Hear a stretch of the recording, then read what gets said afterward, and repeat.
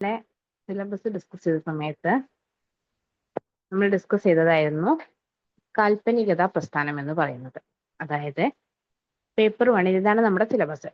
അപ്പോൾ പേപ്പർ 1 നമ്മൾ ഇന്ന് പേപ്പർ 1 ഒരു ടോപ്പിക്കാണ് എടുക്കുന്നത്, നാളെ പേപ്പർ 2 ഒരു ടോപ്പിക്കാണ് എടുക്കുന്നത്. അപ്പോൾ പേപ്പർ 1 യൂണിറ്റ് 5 നമ്മൾ ആശാനുള്ളൂർ വള്ളത്തോൾ, അതായത് ആധുനിക കവിത്രയം അല്ലേ, ആശാനുള്ളൂർ വള്ളത്തോളിനൊക്കെ ശേഷം ചങ്ങമ്പുഴ അടക്കമുള്ള കവികൾ വന്നിട്ടുള്ള റൊമാൻറ്റിക് പീരീഡ് നമ്മൾ പറഞ്ഞിട്ടുണ്ടായിരുന്നു. ദാറ്റ് മീൻസ് കാൽപ്പനികതയുടെ ആവിർഭാവം 5.2 എന്ന് പറയുന്ന ടോപ്പിക്. യൂണിറ്റ് 5 5.2 കാൽപ്പനികതയുടെ ആവിർഭാവം. ഇവിടെ ആശാനുള്ളൂർ വള്ളത്തോൾ, ആധുനിക കവിത്രയത്തിന്റെ കവിതകളെയാണ് നമ്മൾ ഡിസ്കസ് ചെയ്യുന്നത്. ആശാനുള്ളൂർ വള്ളത്തോൾ. പിന്നെ അതിനുശേഷം 5.3 എന്ന് പറഞ്ഞിട്ടുള്ള ഒരു ടോപ്പിക് ഉണ്ട്, കവിതാ സാഹിത്യം കവിത്രയത്തിന് ശേഷം എന്നുള്ളത്. ഇവിടെ നമ്മൾ കാൽപ്പനികതയെ തന്നെ കവിത്രയത്തിന് ശേഷം കാൽപ്പനികതയിൽ ആരൊക്കെ വന്നു, അവരെന്തൊക്കെ കോൺട്രിബ്യൂഷൻസ്, എന്തൊക്കെ സംഭാവനകളാണ് നൽകിയത്, എങ്ങനെയൊക്കെയാണ് അവര് മലയാള കവിതാ സാഹിത്യത്തിനെ സമ്പന്നമാക്കിയത്, ഇതാണ് ഈ ഒരു യൂണിറ്റിൽ പഠിക്കാനുള്ളത്, 5.3 എന്നുള്ള യൂണിറ്റിൽ. അപ്പൊ നമ്മൾ ഡിസ്കസ് ചെയ്യുന്നത് ഇന്ന് 5.3 ആണ്. കവിതാ സാഹിത്യം കവിത്രയത്തിന് ശേഷം എന്നുള്ള ടോപ്പിക്കാണ് നമ്മൾ ഇന്ന് ഡിസ്കസ് ചെയ്യണത്. ഇത് ഡിസ്കസ് ചെയ്യാൻ കാരണം നമ്മൾ ആദ്യത്തെ 2 ദിവസം ഓപ്പൺ ക്ലാസ്സുകളാണ്. അതിൽ നമ്മൾ ഫസ്റ്റ് ക്ലാസ് പേപ്പർ 1 ഒരു ടോപ്പിക്, തിയറി ബേസ്ഡ് ആയിട്ടുള്ള ഒരു ടോപ്പിക്കാണ് ഡിസ്കസ് ചെയ്യുന്നത്. ദെൻ നമ്മൾ എന്ത് ചെയ്യും, അടുത്ത ക്ലാസ് പേപ്പർ 2 ഈ തിയറി ബേസ്ഡ് ആയിട്ടുള്ള ക്ലാസ് അപ്ലൈ ചെയ്ത് പഠിക്കാൻ പറ്റുന്ന ഒരു കവിതയായിരിക്കും നമ്മൾ ഡിസ്കസ് ചെയ്യുന്നുണ്ടാവുക. അപ്പൊ ഇന്നത്തെ ക്ലാസ് നമ്മൾ കവിത്രയത്തിന് ശേഷം എന്നുള്ള കാൽപ്പനികത പ്രസ്ഥാനമാണ് ഡിസ്കസ് ചെയ്യുന്നത്. അതിലുള്ള 2-3 കവികളെ നമ്മൾ പഠിക്കും. കവികളുടെ സ്വഭാവങ്ങളെ പഠിക്കും, അവരുടെ കവിതകളെ പഠിക്കും. അതുപോലെ തന്നെ കാൽപ്പനികത പ്രസ്ഥാനം ഇറ്റ്സെൽഫ് എന്താണ്, അതായത് കംപ്ലീറ്റ്ലി ആ കാൽപ്പനികത പ്രസ്ഥാനം എങ്ങനെയാണ് വളർന്നത്, അതിന്റെ സ്വഭാവ സവിശേഷതകൾ, ഭാഷാപരവും സാഹിത്യപരവുമായിട്ടുള്ള സ്വഭാവ സവിശേഷതകൾ എന്തൊക്കെയാണെന്നാണ് നമ്മൾ പഠിക്കുക. ഇത് അപ്ലൈ ചെയ്തിട്ട് നമുക്ക് പഠിക്കാനുള്ള, ഇന്ന് നമ്മൾ പഠിക്കുന്ന ജി ശങ്കരക്കുറുപ്പ് എന്ന് പറഞ്ഞിട്ടുള്ള ഒരു കവിയുണ്ട്, അദ്ദേഹത്തിന്റെ ഒരു കവിതയായിട്ടുള്ള പെരുന്തച്ഛനാണ് നമ്മൾ നാളെ പഠിക്കുക. അത് പേപ്പർ 2 അപ്പൊ പേപ്പർ 2 കവിതകളിലെ ഇത് 2.3 പെരുന്തച്ഛൻ, ജി ശങ്കരക്കുറുപ്പിന്റെ പെരുന്തച്ഛൻ, ഇതാണ് നമ്മൾ നാളെ പഠിക്കുന്നത്. ഇത് നിങ്ങൾക്ക് എടുക്കുന്നതിന് കാരണം പേപ്പർ 1 ഒരു തിയറി ടോപ്പിക് എങ്ങനെയാണ് പഠിക്കേണ്ടതെന്ന് നിങ്ങൾക്ക് മനസ്സിലാവണം. അത് അപ്ലൈ ചെയ്തിട്ട് പേപ്പർ 2 ഒരു കവിത എങ്ങനെയാണ് പഠിക്കേണ്ടതെന്ന് മനസ്സിലാവണം. സോ ഇങ്ങനെയാണ് നമ്മുടെ ക്ലാസ് പോകുന്നുണ്ടാവുക. ഇന്നത്തെ ക്ലാസ്സിൽ നമ്മൾ കാൽപ്പനികത പ്രസ്ഥാനം എന്താണ്, അതിന്റെ സ്വഭാവ സവിശേഷതകൾ എന്താണ്, അതിൽ ഉൾപ്പെടുന്ന പ്രധാനപ്പെട്ട കവികൾ ആരാണ്, അതിൽ തന്നെ നമ്മൾ ഒരു 4 പ്രധാന കവികളെ നമ്മൾ ഡിസ്കസ് ചെയ്യും. ദെൻ നമ്മൾ ലാസ്റ്റ് ഒരു 20 മിനിറ്റ് നമ്മൾ ഒരു മുൻവർഷ ചോദ്യങ്ങൾ ഏതൊക്കെയാണ് ഡിസ്കസ് ചെയ്തിട്ട് അതിൽ വന്നിട്ടുള്ള ഒരു പ്രധാനപ്പെട്ട ക്വസ്റ്റ്യൻ നമ്മൾ ഉത്തരം എഴുതി നോക്കും. അതായത് ഞാൻ നിങ്ങൾക്ക് ഉത്തരം എഴുതിയിട്ടത് ലൈവായിട്ട് ഉത്തരം എഴുതി കാണിച്ചു തരും. ഇത്രയാണ് ഇന്നത്തെ നമ്മുടെ ക്ലാസ്സിന്റെ ഒരു അജണ്ട എന്ന് പറയുന്നത്. ഓക്കെ ആണല്ലോ, ഓഡിബിൾ ആണല്ലോ എല്ലാം? മനുഷ്യ ഒന്ന് മെസ്സേജ് ഇട്ടേക്കണേ, ഓഡിബിൾ ആണെന്നുണ്ടെങ്കിൽ, കറക്റ്റ്ലി എല്ലാം കേൾക്കുന്നുണ്ടെന്നുണ്ടെങ്കിൽ ഒന്ന് മെസ്സേജ് ഇട്ടേക്ക്.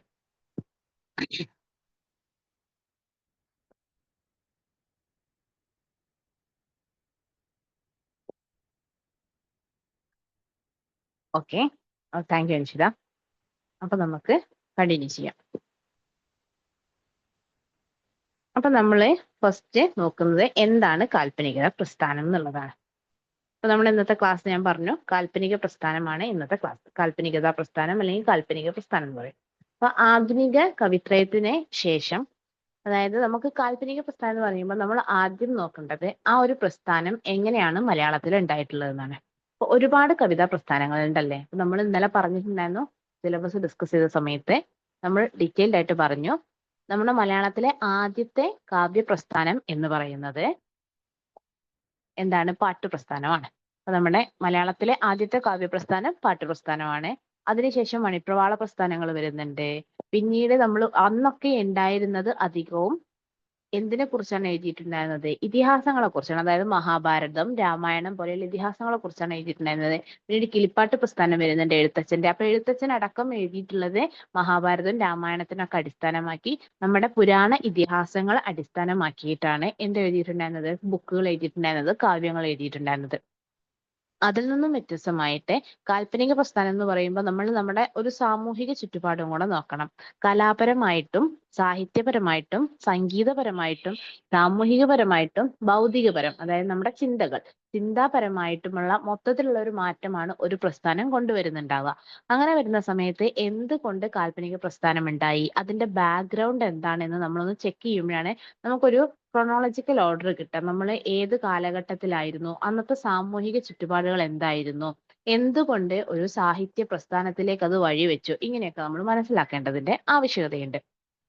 അങ്ങനെ നോക്കുന്ന സമയത്ത് നമ്മൾക്ക് കാവ്യപ്രസ്ഥാനങ്ങളിൽ ഒരു 19-ാം നൂറ്റാണ്ടിന് ശേഷമുള്ള പ്രധാനപ്പെട്ട കാവ്യപ്രസ്ഥാനങ്ങളായിട്ടുള്ള റൊമാൻറ്റിസിസം, അതാണ് കാൽപ്പനിക പ്രസ്ഥാനം. പിന്നെ മോഡേണിസം, ആധുനികതാ പ്രസ്ഥാനം, അതുപോലെ തന്നെ പോസ്റ്റ് മോഡേണിസം, ഉത്തരാധുനികതാ പ്രസ്ഥാനം, ഇങ്ങനെയുള്ള കാര്യങ്ങളൊക്കെ നമ്മളുടെ മലയാളത്തിലേക്ക് കടന്നു വന്നിട്ടുള്ളത് നമുക്ക് പാശ്ചാത്യ സ്വാധീനം കൊണ്ടാണ്. അതായത് പാശ്ചാത്യ സ്വാധീനം എന്ന് പറഞ്ഞാൽ എന്താണ്?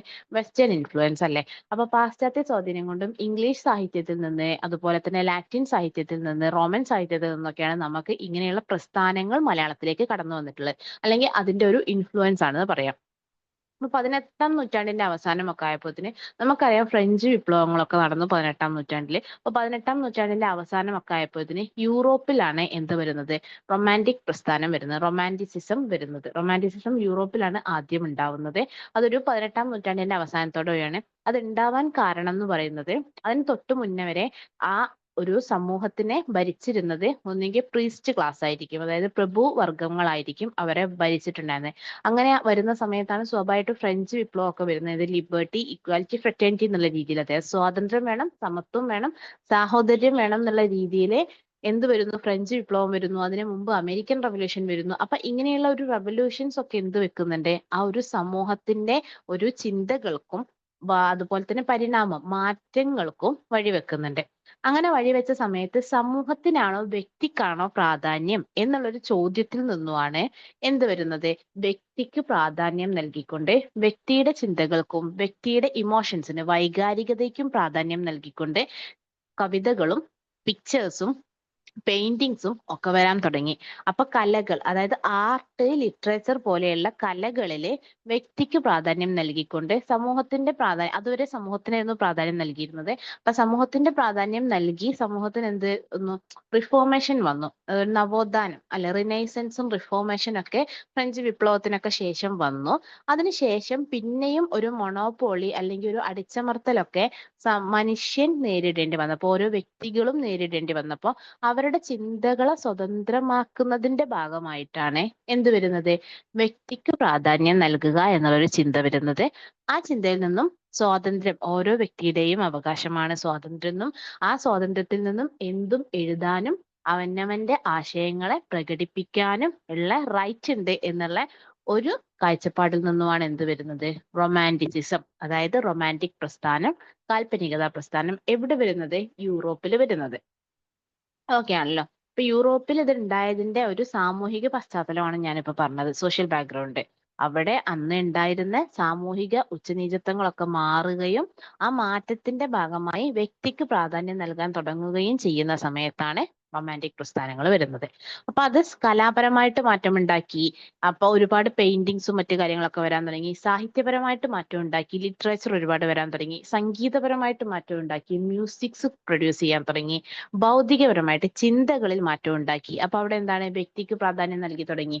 അപ്പൊ ചിന്തകളിലും മാറ്റം ഉണ്ടാക്കി. അപ്പൊ അവിടെയാണ് വേർഡ്സ്വർത്ത്, ഷെല്ലി, കീറ്റ്സ്, ഷേക്സ്പിയർ പോലെയുള്ള ഒരുപാട് എഴുത്തുകാർ എന്ത് ചെയ്യുന്നത്?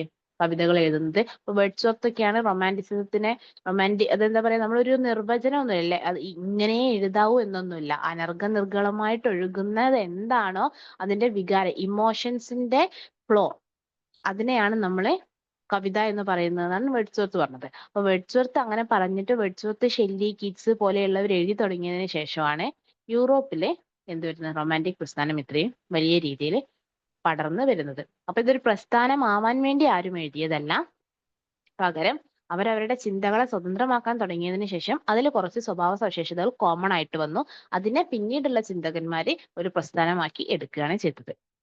ഇനി ഇത് മലയാളത്തിലേക്ക് നോക്കുന്ന സമയത്ത് 19-ാം നൂറ്റാണ്ടിലല്ല, 18-ാം നൂറ്റാണ്ടിലെ അവസാനത്തോടു കൂടിയാണ് യൂറോപ്പിൽ എന്ത് വരുന്നത്? റൊമാൻറ്റിക് പ്രസ്ഥാനം വരുന്നത്, നമ്മൾ പറഞ്ഞു. പക്ഷെ മലയാളത്തിലേക്ക് വരുമ്പോൾ കുറച്ചും കൂടെ ലേറ്റ് ആയിട്ടാണ്. അതായത് യൂറോപ്പിന്റെ ഇൻഫ്ലുവൻസോട് കൂടിയിട്ടാണ് മലയാളത്തിൽ എന്ത് വരുന്നത്? സാഹിത്യ പ്രസ്ഥാനങ്ങൾ ഉത്ഭവിക്കുന്നത്. കുറെ സാഹിത്യ പ്രസ്ഥാനങ്ങളായ റൊമാൻറ്റിസിസം ഉൾപ്പെടെയുള്ളത്. അപ്പൊ സ്വാഭാവികമായിട്ടും അവിടത്തേനേക്കാളും കുറച്ചും കൂടെ കാലങ്ങൾക്ക് ശേഷമായിരിക്കും മലയാളത്തിലേക്ക് അത് വന്നിട്ടുണ്ടാവുക. അപ്പൊ മലയാളത്തിൽ നോക്കുന്ന സമയത്ത് 19-ാം നൂറ്റാണ്ട് കഴിഞ്ഞൊരു 20-ാം നൂറ്റാണ്ടിന്റെ തുടക്കത്തിലൊക്കെയാണ് ഇവിടെ റൊമാൻറ്റിക് കാലഘട്ടം അല്ലെങ്കിൽ കാൽപ്പനികത കാലഘട്ടം വരുന്നത്. അതൊരു പെട്ടെന്നുണ്ടായ ഒരു വിപ്ലവം ഒന്നുമല്ല. അതായത് ഇപ്പൊ നമ്മൾ പറഞ്ഞു യൂറോപ്പിൽ ഒരു പെട്ടെന്നുണ്ടായ ഒരു വിപ്ലവം പോലെയാണല്ലേ. അതായത് വ്യക്തിയുടെ പ്രാധാന്യം, വ്യക്തിയുടെ സ്വാതന്ത്ര്യം എന്നുള്ളത് ഒരു പെട്ടെന്നുണ്ടായ ഒരു ഒരു എന്താ പറയാ, പെട്ടെന്നുണ്ടായ ഒരു ചിന്തയിൽ നിന്നുമാണ് അവിടെ അത് വരുന്നത്. പക്ഷെ മലയാളത്തിലേക്ക് നോക്കുന്ന സമയത്ത് ഒരു പെട്ടെന്നുള്ള വിപ്ലവമല്ല, പകരം സാവധാനം ഉണ്ടായ ഒരു സ്ലോ ആയിട്ടുള്ള ഒരു എവല്യൂഷൻ, സാവധാനമുള്ളൊരു പരിണാമമാണ് ഇവിടെ മലയാളത്തിലെ കാൽപ്പനികത പ്രസ്ഥാനം ഉണ്ടാവാനുള്ള ഒരു കാരണം. ഇപ്പൊ ഒരു 19-ാം നൂറ്റാണ്ടിന്റെ അവസാനമൊക്കെ ആയപ്പോഴത്തേനും നമുക്ക് എന്തുണ്ട്, ഇംഗ്ലീഷ് വിദ്യാഭ്യാസം അതുപോലെ തന്നെ ആധുനിക വിദ്യാഭ്യാസം ഒക്കെ കിട്ടാൻ തുടങ്ങിയിട്ടുണ്ട്. ഇവിടെ വൈദേശികര് വന്നു. വൈദേശികര് വന്നിട്ട് അവരെന്ത് ചെയ്യുന്നുണ്ട്, നമുക്ക് ഇവിടെ എഡ്യൂക്കേഷൻ സിസ്റ്റം ഒക്കെ റിഫോം ചെയ്യുന്നുണ്ട് അല്ലേ. അൻഷിത പറയുന്നത് മനസ്സിലാവുന്നുണ്ടല്ലോ അല്ലെ? സ്പീഡ് കുറക്കണം എന്നുണ്ടെങ്കിൽ പറയണേ. ഞാൻ പോസ് ചെയ്താണ്. സ്പീഡ് കുറയ്ക്കേണ്ടതുണ്ടോ അതോ ഇതേ പേസിൽ പോയാൽ മതിയോ? പറയുന്നത് മനസ്സിലാവുന്നുണ്ടോ?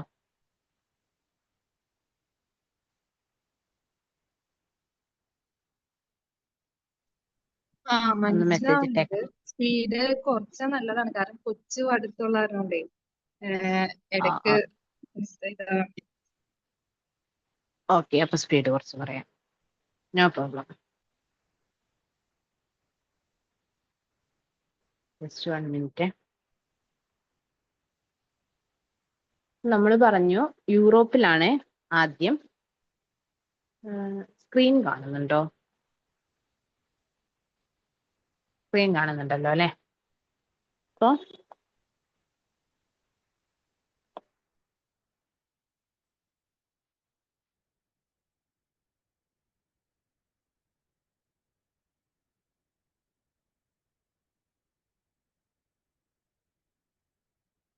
കാൽപ്പനികതാ പ്രസ്ഥാനമാണ് നമ്മൾ പറഞ്ഞുകൊണ്ടിരിക്കുന്നത്. അപ്പൊ അതിൽ തന്നെ നമ്മൾ ആദ്യം പറഞ്ഞത് എന്താണ്, എങ്ങനെ പാശ്ചാത്യ ഇൻഫ്ലുവൻസോട് കൂടി യൂറോപ്പിൽ ഏത് സമയത്തായിരുന്നു എന്നുള്ളത്. അപ്പൊ 18-ാം നൂറ്റാണ്ടിന്റെ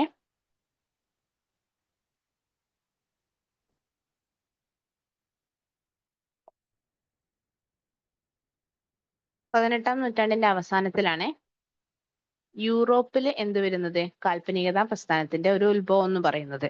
അത് മലയാളത്തിലേക്ക് വരുന്ന സമയത്ത് 20-ാം നൂറ്റാണ്ടിന്റെ ആരംഭത്തിലാണ്.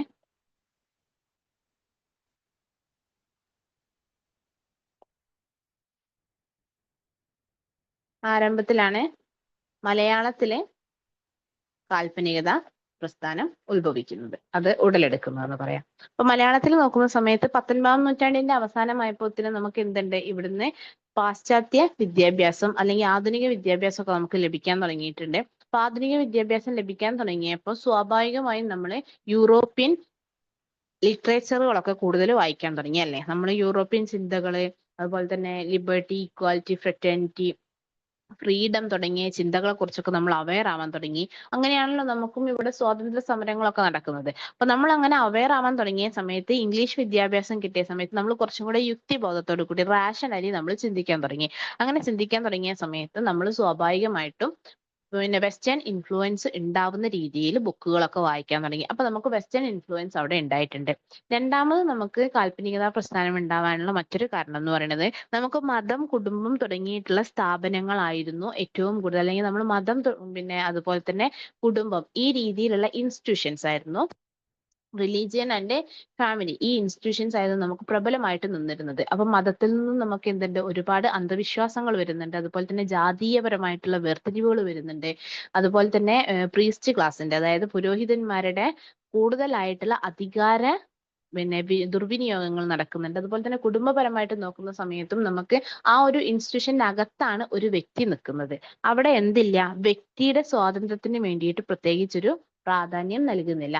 അപ്പൊ ഈ ഒരു മതം, കുടുംബം പോലെയുള്ള കാര്യങ്ങളെല്ലാം, അങ്ങനെയുള്ള സ്ഥാപനങ്ങളെ, ഇൻസ്റ്റിറ്റ്യൂഷൻസിനെ എല്ലാം അതിനെതിരായിട്ട് വെല്ലുവിളികളും വ്യക്തിയുടെ സ്വാതന്ത്ര്യത്തിന് വേണ്ടിയിട്ടുള്ള മുറവിളികളും, വ്യക്തിയുടെ സ്വാതന്ത്ര്യത്തിന് പ്രാധാന്യം നൽകണം എന്നുള്ള രീതിയിലുള്ള മുറവിളികളും വരാൻ തുടങ്ങി.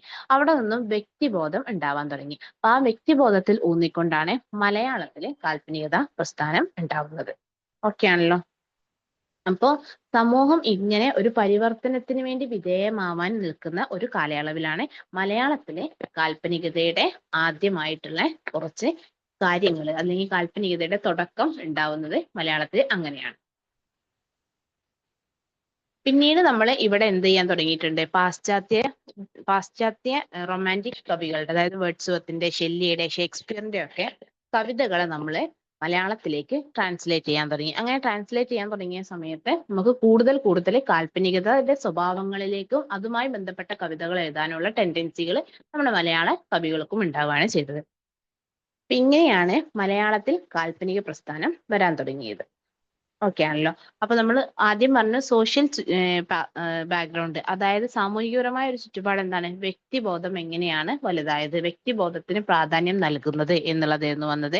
പിന്നീട് അതുപോലെ തന്നെ ഒരുപാട് കവിതകൾ എഴുതാൻ തുടങ്ങിയപ്പോൾ മുൻപ് കവിതകൾ എഴുതിയിരുന്നത് പൂർണ്ണമായിട്ടും എങ്ങനെയായിരുന്നു, നമ്മളിപ്പോ ആട്ടക്കഥകൾ ഉണ്ടായിരുന്നു, മണിപ്രവാള പ്രസ്ഥാനങ്ങൾ ഉണ്ടായിരുന്നു, പാട്ട് പ്രസ്ഥാനങ്ങൾ ഉണ്ടായിരുന്നു, എഴുത്തച്ഛന്റെ കിളിപ്പാട്ടുകൾ ഉണ്ടായിരുന്നു. ഇതിലൊക്കെ പ്രധാനമായിട്ടും വന്നിരുന്നത് മഹാഭാരതം, രാമായണം തുടങ്ങിയിട്ടുള്ള കാര്യങ്ങളായിരുന്നു. അപ്പൊ മഹാഭാരതം, രാമായണം, അതുപോലെയുള്ള കൃഷ്ണന്റെ കഥകള്, രാമന്റെ കഥകള്, അങ്ങനെയുള്ള ഇതിഹാസ പുരാണങ്ങളായിരുന്നു അധികവും എഴുതിയിരുന്നത്.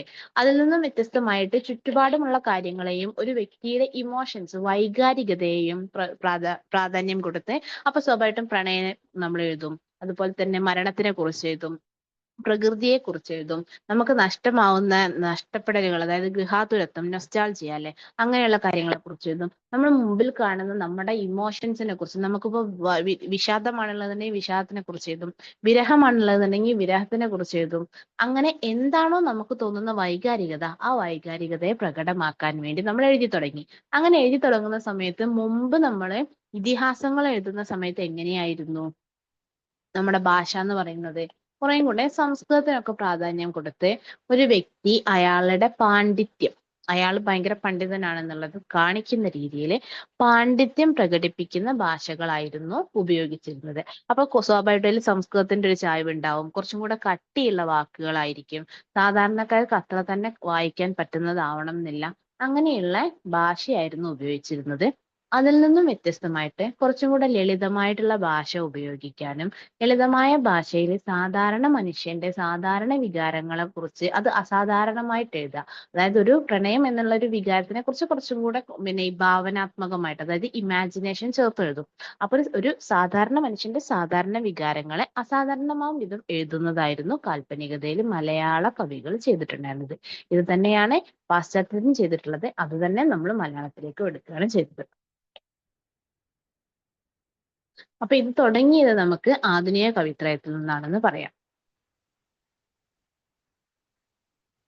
ആധുനിക കവിത്രയം ആരൊക്കെയാണ്? ആധുനിക കവിത്രയത്തില് ആശാൻ വരുന്നുണ്ട്,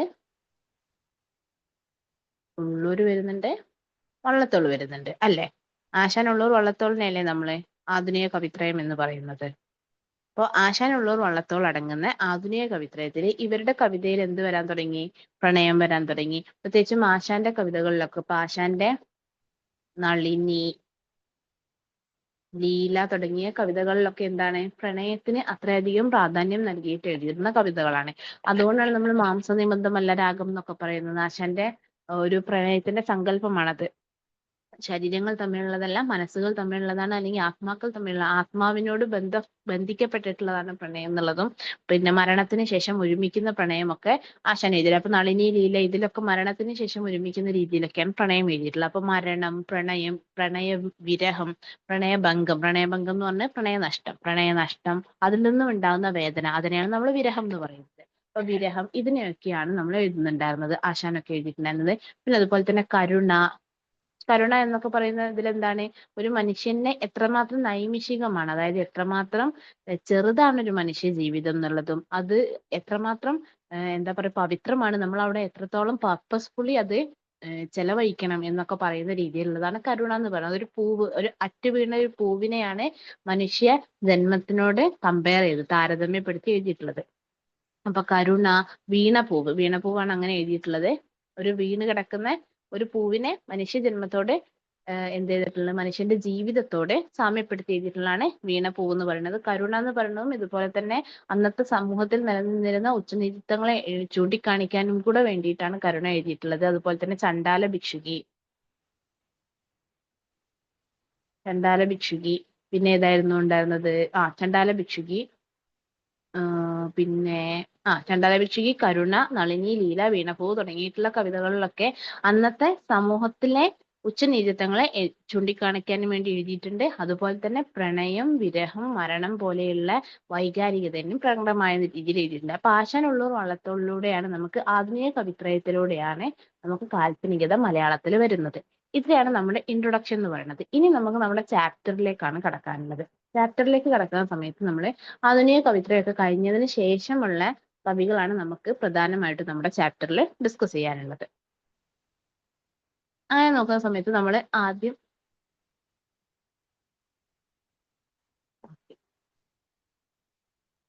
അൻഷിതാകുമ്പോൾ ബാക്കി പറഞ്ഞോട്ടെ.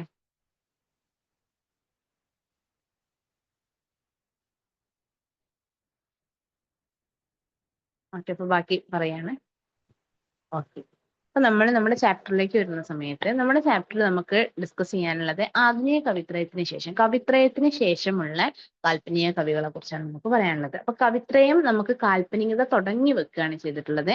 കവിത്രയത്തിന് ശേഷമാണ് നമുക്ക് കാൽപ്പനികതയുടെ ഒരു വസന്തകാലം തന്നെ ഉണ്ടാവുന്നത്. വസന്തകാലം എന്ന് പറഞ്ഞാൽ എന്താണ്? ഒരു പൂവൊന്നുമല്ല അല്ലെ വസന്തകാലത്ത് വിരിയ, നിറയെ പൂക്കൾ വിരിയുന്ന ഒരു കാലമാണ് വസന്തകാലം അല്ലെ.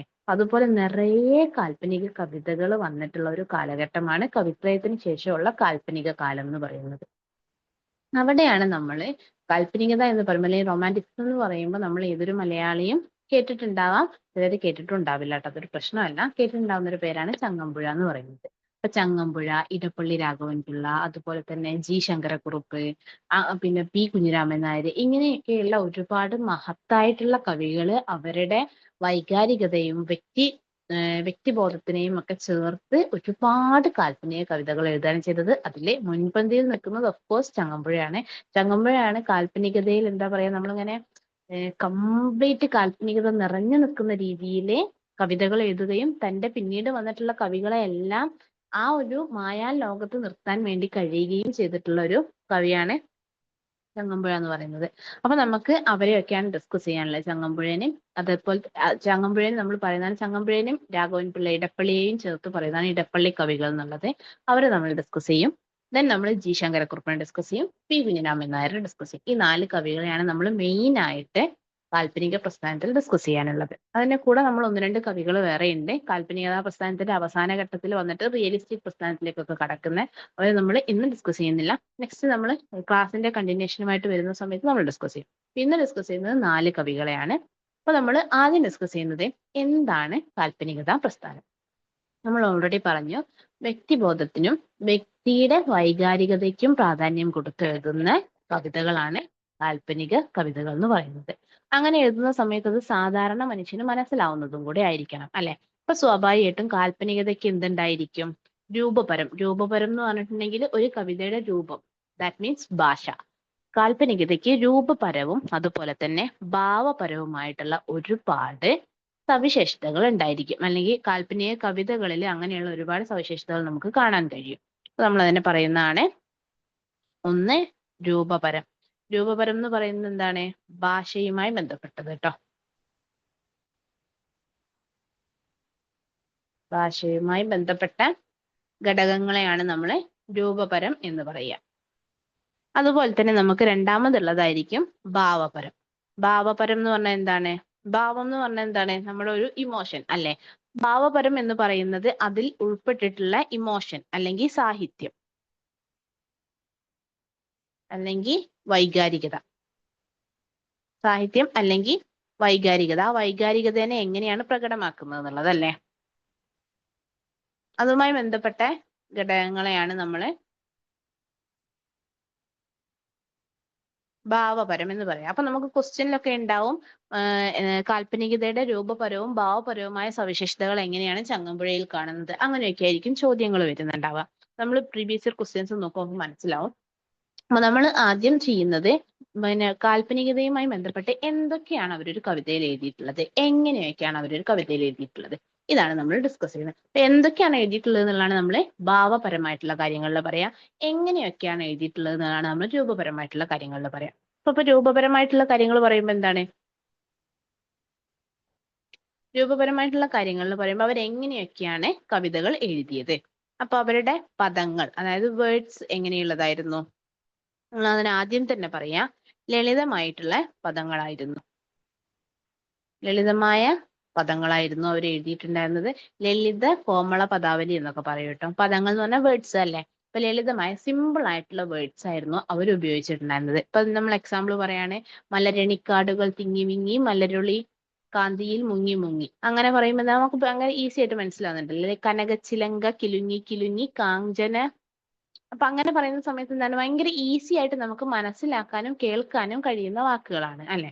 അപ്പൊ അതുകൊണ്ടാണ് നമ്മൾ ലളിതമായ പദങ്ങൾ എന്ന് പറയുന്നത്. അല്ലെങ്കിൽ നമ്മൾ അതിനെ പറയുന്ന മറ്റൊരു വാക്കാണ് എന്ത്? ലളിത കോമള പദാവലി. വളരെ സിമ്പിൾ ആയിട്ടുള്ള വാക്കുകൾ ഉപയോഗിച്ചായിരുന്നു അവര് കവിതകൾ എഴുതിയിട്ടുണ്ടായിരുന്നത്. ഇതാണ് നമ്മൾ അതുകൊണ്ട് ഉദ്ദേശിക്കുന്നത്. രണ്ടാമത്തത് ഒന്നാണ്, അപ്പൊ ഒന്നാമത്തെ ഒരു സവിശേഷതയാണ് ഭാഷാപരമായിട്ടുള്ള. രൂപപരം എന്ന് പറയുമ്പോൾ ഭാഷാപരം. ഭാഷാപരമായിട്ടുള്ള ഒന്നാമത്തെ സവിശേഷതയാണ് ലളിതമായ പദങ്ങൾ ഉപയോഗിച്ചായിരുന്നു അവർ എഴുതിയിട്ടുണ്ടായിരുന്നത്. വളരെയധികം കേൾക്കുമ്പോൾ തന്നെ ഇമ്പം തോന്നുന്ന രീതിയിലുള്ള പദങ്ങളായിരുന്നു അവർ ഉപയോഗിച്ചിട്ടുണ്ടായിരുന്നത്. അങ്ങനെ ഇമ്പം തോന്നുന്ന പദങ്ങൾ ഉപയോഗിക്കുന്നത് കൊണ്ട് തന്നെ ആ കവിതകൾക്കെല്ലാം തന്നെ എന്തുണ്ടാവും? ഒരു ഗാനാത്മക ഫീൽ ഉണ്ടാവും. ഗാനാത്മകത. ഗാനാത്മകത എന്ന് പറഞ്ഞാൽ എന്താണ്? നമുക്ക് ഭയങ്കര കേൾക്കുമ്പോൾ ഭയങ്കര ഈസി ആയിട്ട് തോന്നുന്ന, കേൾക്കുമ്പോൾ ഭയങ്കര നമുക്ക് ആസ്വദിക്കാൻ തോന്നുന്ന രീതിയിലുള്ളതാണ് ഗാനാത്മകത എന്ന് പറയാം. ഒരു ഗാനം കേൾക്കുമ്പോൾ നമുക്ക് തോന്നുന്ന ഫീൽ അല്ലെ, അതിനാണ് ഗാനാത്മകത എന്ന് പറയാം. അപ്പൊ ഗാനാത്മകമായിട്ടുള്ള കാവ്യങ്ങളായിരുന്നു അവർ എഴുതിയിട്ടുണ്ടായിരുന്നെന്ന് പറയാം. അതുപോലെ തന്നെ അവരുടെ കവിതകളിൽ എന്തുണ്ടായിരിക്കും? എപ്പോഴും പദങ്ങൾ ആവർത്തിക്കും. അതിനാണ് നമ്മള് പദാവർത്തനം എന്ന് പറയാം. അപ്പൊ പദങ്ങളെ ആവർത്തിക്കുന്നുണ്ടായിരിക്കും. എന്തുകൊണ്ടാണ് ആവർത്തിക്കുന്നത്? ഒരു എക്സാമ്പിൾ ആയിട്ട് കാണിച്ചു തരാം. പദങ്ങൾ ആവർത്തിക്കുന്നത് എന്തിനാണ്? കുറച്ചും കൂടെ നല്ല രീതിയിൽ എളുപ്പത്തിൽ മനസ്സിലാവാൻ വേണ്ടിയിട്ടാണ്. ഇപ്പൊ നോക്കിയാൽ മതി, രമണൻ എന്നുള്ള കവിതയുടെ തുടക്കമാണ്. അതായത് ചങ്ങമ്പുഴയുടെ രമണൻ, പ്രസിദ്ധമായ കവിതയാണ് ചങ്ങമ്പുഴയുടെ രമണൻ എന്നുള്ള കവിത. ആ രമണൻ എന്നുള്ള കവിതയുടെ തുടക്കമാണ് എന്ത്? മലരണിക്കാടുകൾ തിങ്ങി വിങ്ങി മരതക കാന്തിയിൽ മുങ്ങി മുങ്ങി കരളും മിഴിയും കവർന്നു മിന്നി കറയറ്റൊരാലസൽ ഗ്രാമഭംഗി. അങ്ങനെ പറയുന്ന സമയത്ത് അതുപോലെ തന്നെ താഴെയുണ്ട് എന്ത്? എവിടെ തിരിഞ്ഞു നോക്കിയാലും അവിടെല്ലാം പൂത്ത മരങ്ങൾ മാത്രം, ഒരു കൊച്ചു കാറ്റെങ്ങാൻ വന്നുപോയാൽ തുരുതുരെ പൂമഴയായി പിന്നെ. അപ്പൊ ഇങ്ങനെ പറയുന്ന സമയത്ത് ഇവിടെ നമ്മൾ ഈ ഒരു കവിതയുടെ വരികൾ നിങ്ങൾക്ക് കാണുന്നുണ്ടല്ലോ അല്ലെ, കവിതയുടെ വരികൾ. ഓക്കെ, അപ്പോ ഇത് ചങ്ങമ്പുഴയുടെ കവിതയാണ്. അപ്പൊ ചങ്ങമ്പുഴയുടെ കവിതയിൽ തുടക്കത്തിൽ നോക്കൂ, മലരണിക്കാടുകൾ തിങ്ങി വിങ്ങി മരതക കാന്തിയിൽ മുങ്ങി മുങ്ങി. അപ്പൊ ഇവിടെ തിങ്ങി വിങ്ങി മുങ്ങി മുങ്ങി ഇതൊക്കെ ആവർത്തിക്കുന്നുണ്ട്. ഇതിനെയാണ് നമ്മൾ പദാവർത്തനം എന്ന് പറയാ. അതുപോലെ തന്നെ നമ്മൾ നേരത്തെ പറഞ്ഞു എന്ത്? ലളിത കോമള പദാവലി, അല്ലെങ്കിൽ ലളിതമായിട്ടുള്ള ഏറ്റവും സിമ്പിൾ ആയിട്ടുള്ള വാക്കുകൾ ഉപയോഗിക്കുന്നു എന്നുള്ളത്. അപ്പൊ ഇവിടെ നോക്കൂ, മലരണിക്കാടുകൾ തിങ്ങി വിങ്ങി. എന്തെങ്കിലും ഭയങ്കര കോംപ്ലിക്കേറ്റഡ് ആയിട്ടുള്ള വേർഡ്സ് ഉണ്ടോ? ഇല്ല. ഭയങ്കര സങ്കീർണമായിട്ടുള്ള പദങ്ങളൊന്നും യൂസ് ചെയ്യുന്നില്ല. പകരം ഭയങ്കര ലളിതമായിട്ടുള്ള സിമ്പിൾ ആയിട്ടുള്ള വേർഡ്സ്, പദങ്ങളാണ്. അപ്പൊ ലളിത കോമള പദാവലി എന്ന് പറഞ്ഞതുകൊണ്ടാണ് ലളിതമായിട്ടുള്ള പദങ്ങളാണ് ഉപയോഗിക്കുന്നത്. ഇത് വായിക്കുമ്പോൾ തന്നെ നമുക്കൊരു ഗാനാത്മക ഫീൽ ഉണ്ട്. അതായത് ഒരു പാട്ട് കേൾക്കുന്ന ഒരു ഫീൽ ഉണ്ട് അല്ലേ. അതിനെയാണ് നമ്മൾ ഗാനാത്മകത എന്ന് പറയുന്നത്. അപ്പൊ ഗാനാത്മകതയുണ്ട്. അതുപോലെ തന്നെ പിന്നെ നമ്മൾ വേറൊന്നാണ് പ്രാസനിഷ്ഠയിലുള്ള ശബ്ദ ഭംഗി കലർത്തുക എന്ന് പറയുന്നത്. ശബ്ദ ഭംഗി എന്ന് പറയുന്നത് ഇപ്പൊ നോക്കിയാൽ മതി, മലരണിക്കാടുകൾ തിങ്ങി മിങ്ങി മരതക കാന്തിയിൽ മുങ്ങി മുങ്ങി. അപ്പൊ ഇവിടെ ആദ്യത്തെ അക്ഷരവും മായാണ്. സെക്കൻഡ് ലിറിക്സ് അല്ലെങ്കിൽ സെക്കൻഡ് ആയിട്ടുള്ള രണ്ടാമത്തെ വരിയുടെ ആദ്യത്തെ അക്ഷരവും മായാണ്. മൂന്നാമത്തെയും നാലാമത്തെയും വരിയുടെ ആദ്യത്തെ അക്ഷരങ്ങൾ കായാണ് അല്ലെ. അപ്പൊ അതെന്തുകൊണ്ടാണ്? അവിടെ നമുക്ക് കുറച്ചും കൂടെ, നമ്മൾ ഇംഗ്ലീഷിൽ തന്നെ പറയുന്നത് റൈമിംഗ് വേർഡ്സ് എന്ന് പറയും. അതായത് സിമിലർ ആയിട്ടുള്ള വേർഡ്സിൽ തുടങ്ങുകയോ അല്ലെങ്കിൽ സിമിലർ ആയിട്ടുള്ള അക്ഷരത്തിൽ തുടങ്ങുകയോ സിമിലർ ആയിട്ടുള്ള വേർഡ്സിൽ അവസാനിക്കുകയോ ഒക്കെ ചെയ്യുമ്പോൾ അതിലൂടെ കിട്ടുന്ന ഒരു ട്യൂൺ ഉണ്ട്, ഒരു ഇമ്പമുണ്ട്. അതിനെയാണ് നമ്മൾ എന്ത് പറയുന്നത്?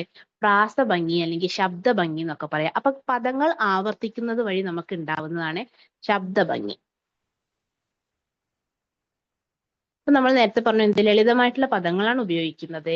അതുകൊണ്ട് തന്നെ ലളിതമായിട്ടുള്ള പദങ്ങൾ ഉപയോഗിക്കുമ്പോൾ പെട്ടെന്ന് ഈസിലി അത് മനസ്സിലാക്കാൻ പറ്റും. അതുകൊണ്ട് അവിടെ എന്ത് വരുന്നുണ്ട്? ഒരുപാട് പദങ്ങളുടെ ആവർത്തനം വരുന്നുണ്ട്. അപ്പൊ പദ ആവർത്തനം വരുന്നുണ്ട്. അപ്പൊ ഈ പദം ആവർത്തിക്കുന്ന സമയത്ത് അവിടെ ഒരു ഗാനാത്മക ഫീല്, സോങ് കേൾക്കുന്ന ഒരു ഫീല് നമുക്ക് ഉണ്ടാവും. കൂടെ തന്നെ നമുക്ക് ശബ്ദ ഭംഗി, ശബ്ദത്തിന് ആ ഒരു പറയുന്ന ശബ്ദത്തിന് ഒരു ഭംഗി ഫീൽ ചെയ്യും. അപ്പൊ ആ ശബ്ദ ഭംഗിയും അവിടെ നമുക്ക് കിട്ടും. അതായത് തിങ്ങി വിങ്ങി എന്ന് പറയുമ്പോൾ കേൾക്കുന്ന ഒരാൾക്ക് അതിനൊരു ഭംഗിയുണ്ട് അല്ലെ, കേൾക്കുന്ന ഒരു ശബ്ദ ഭംഗി ഫീൽ ചെയ്യും. അപ്പൊ ഇതിനെയാണ് നമ്മൾ സിമ്പിൾ ആയിട്ട് പറയുമ്പോൾ എന്ത് പറയുന്നത്, ഭാഷയിലുള്ള മാറ്റങ്ങൾ എന്ന് പറയുന്നത്. അപ്പൊ ഇതിന് തൊട്ട് മുന്നേ, അപ്പൊ നമ്മൾ ഭാഷയിലെ മാറ്റങ്ങൾ മനസ്സിലാവണമെങ്കിൽ നമ്മൾ ആദ്യം എന്ത് മനസ്സിലാക്കണം, കാൽപ്പനികതയ്ക്ക് തൊട്ട് മുമ്പ് ഉണ്ടായിരുന്ന ഭാഷ എങ്ങനെയായിരുന്നു. അപ്പൊ കാൽപ്പനികതയ്ക്ക് തൊട്ട് മുമ്പ് ഉണ്ടായിരുന്ന ഭാഷ എന്ന് പറയുന്നത് കുറച്ചും കൂടെ സംസ്കൃതത്തിന് പ്രാധാന്യം കൊടുക്കുന്ന, കുറച്ചും കൂടെ കഠിനമായിട്ടുള്ള വാക്കുകൾ ഉപയോഗിക്കുന്ന ഭാഷയായിരുന്നു. അതുകൊണ്ടാണ് നമ്മൾ എഴുത്തച്ഛന്റെ രാമായണം ഒക്കെ വായിക്കുന്ന സമയത്ത് നമുക്ക് അത്രയധികം മനസ്സിലാവാത്തത്. എന്തുകൊണ്ട് വെച്ചാൽ അതിൽ ഭയങ്കര കോംപ്ലിക്കേറ്റഡ് ആയിട്ടുള്ള വാക്കുകളാണുള്ളത്. അതുപോലെ തന്നെ പുരാണ ഇതിഹാസങ്ങളാണ്, നമുക്ക് കഥ അറിയാമായിരിക്കും, പക്ഷെ വായിക്കുന്ന ഓരോ വരികളും നമുക്ക് മനസ്സിലാവണമെന്നില്ല. അപ്പൊ അവിടെ ഉണ്ടാവുന്നത് സംസ്കൃതത്തിന്റെ പ്രാധാന്യമാണുള്ളത്. അതുപോലെ തന്നെ കഠിനമായിട്ടുള്ള വാക്കുകളാണുള്ളത്, സങ്കീർണമായിട്ടുള്ള പദങ്ങളാണുള്ളത്. അതിൽ നിന്നും വ്യത്യസ്തമായിട്ട് കാൽപ്പനികതയിലേക്ക് വരുമ്പോൾ ലളിതമായിട്ടുള്ള പദങ്ങൾ ഉപയോഗിക്കുന്നു. ലളിതമായിട്ടുള്ള പദങ്ങൾ തന്നെ പല രീതിയിൽ ഉപയോഗിക്കുന്നു. പദങ്ങൾ ആവർത്തിക്കുന്നു. ആ പദങ്ങൾക്ക് ശബ്ദം കേൾക്കുമ്പോൾ ആ ശബ്ദത്തിന് പ്രാധാന്യം കൊടുക്കുന്ന രീതിയിൽ ഉപയോഗിക്കുന്നു. ആ ശബ്ദത്തിന് ഭംഗി കൂട്ടുന്ന രീതിയിലാണ് പദങ്ങൾ ഉപയോഗിക്കുന്നത്. ഇതൊക്കെയാണ് നമുക്ക് ഭാഷാപരമായ പ്രത്യേകതകൾ എന്ന് പറയുന്നത്. ഇനി അടുത്തൊരു ഭാഷാപരമായ പ്രത്യേകതകളാണ് നമ്മളെ പ്രതീകാത്മകത എന്ന് പറയുക. പ്രതീകാത്മകത എന്ന് പറഞ്ഞാൽ നമ്മൾ ഇംഗ്ലീഷിൽ ഇമേജറി എന്നൊക്കെ പറയില്ലേ, അതായത് എന്തെങ്കിലും ഒരു ഇമേജിന് പ്രാധാന്യം കൊടുക്കുക, ഒരു പ്രതീകം, ഒരു ബിംബത്തിന് പ്രാധാന്യം കൊടുക്കുക. അതിന് നമ്മൾ പ്രതീകാത്മകത, അതുപോലെ തന്നെ ബിംബകൽപ്പന എന്നും പറയും കേട്ടോ. ബിംബകൽപ്പന, അതായത് എന്തെങ്കിലും ഒരു ബിംബത്തിന് പ്രാധാന്യം കൊടുത്തിട്ട് കവിത എഴുതുക എന്നുള്ളത്. അതിനിപ്പോ നമ്മൾ എക്സാമ്പിൾ ആയിട്ട് നോക്കുകയാണെന്നുണ്ടെങ്കിൽ പറഞ്ഞു തരാം. അപ്പൊ നമ്മൾ ജി ശങ്കരക്കുറുപ്പിനെ എടുക്കുന്ന സമയത്ത് പുള്ളി ഇപ്പൊ നോക്കാം, വേളി എന്റെ വേളി എന്ന് പറഞ്ഞ ജി ശങ്കരക്കുറുപ്പിന്റെ ഒരു കവിതയുണ്ട്.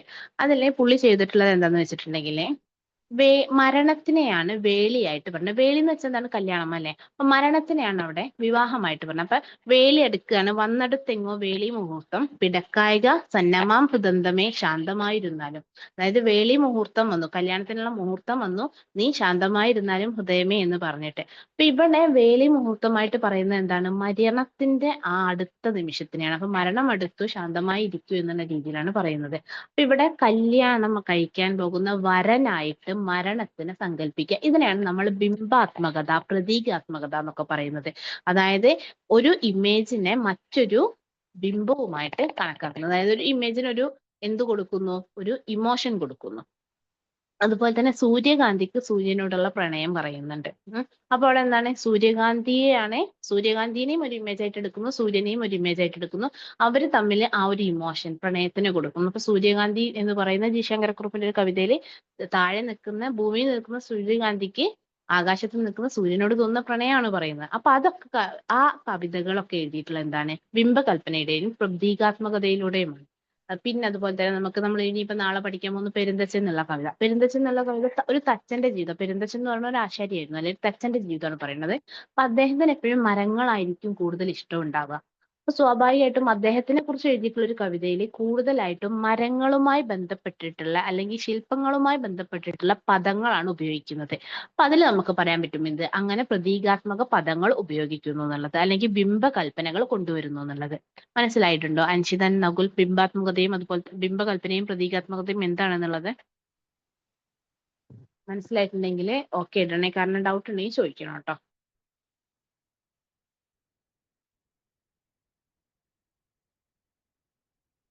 അൻഷിത മനസ്സിലായോ? മനസ്സിലാക്കിയിട്ട് മാത്രം മുന്നോട്ട് പോകണമെന്ന് എഴുതിയിട്ടാണ് ചോദിക്കുന്നത്. ജസ്റ്റ് മെസ്സേജ് ഇട്ടാലും മതി നിങ്ങൾ.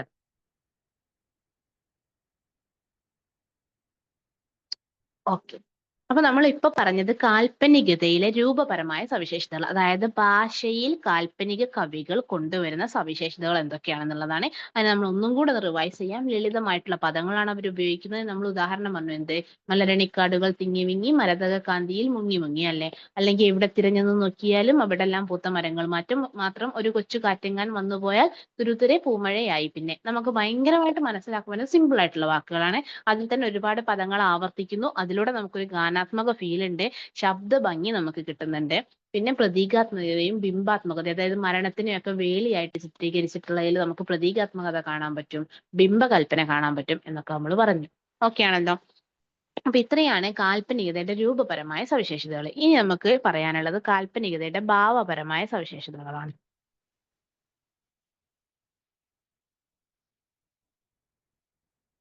അപ്പൊ കാൽപ്പനിക കവിതയിൽ കാണുന്ന ഭാവപരമായ സവിശേഷതകൾ എന്തൊക്കെയാണെന്നുള്ളതാണ് ഇനി നമ്മൾ പറയാൻ പോകുന്നത്. അപ്പൊ നമുക്ക് പറയാൻ, നമ്മൾ നേരത്തെ പറഞ്ഞു എന്ത്, സാമൂഹികപരമായിട്ടുള്ള ഒരുപാട് നവോത്ഥാന കാലത്തിനൊക്കെ ശേഷമാണ് വ്യക്തിക്ക് പ്രാധാന്യം കൊടുത്ത് വ്യക്തിയുടെ ചിന്തകൾക്ക് പ്രാധാന്യം കൊടുത്ത് കവിതകൾ എഴുതാൻ തുടങ്ങിയത്. അതിനെയാണ് നമ്മൾ കാൽപ്പനിക പ്രസ്ഥാനം എന്ന് പറയുന്നത്. അപ്പൊ സ്വാഭാവികമായിട്ടും പെട്ടെന്നൊരു വ്യക്തിയുടെ സ്വാതന്ത്ര്യവും വ്യക്തിയുടെ ചിന്തയും ഒക്കെ വരുന്ന സമയത്ത് അതിനെന്തില്ല, ഒരു റെസ്ട്രിക്ഷൻ ഇല്ലാണ്ട് അങ്ങ് എഴുതാണ് ചെയ്യുന്നത്. എന്താണോ ഫീൽ ചെയ്യുന്നത് അതിനെ എഴുതുന്ന രീതിയായി സ്വാഭാവികമായിട്ടും അപ്പൊ എന്ത് വന്നു, ഒരു വ്യക്തിയുടെ വ്യക്തിബോധം അവിടെ കാണാൻ പറ്റും.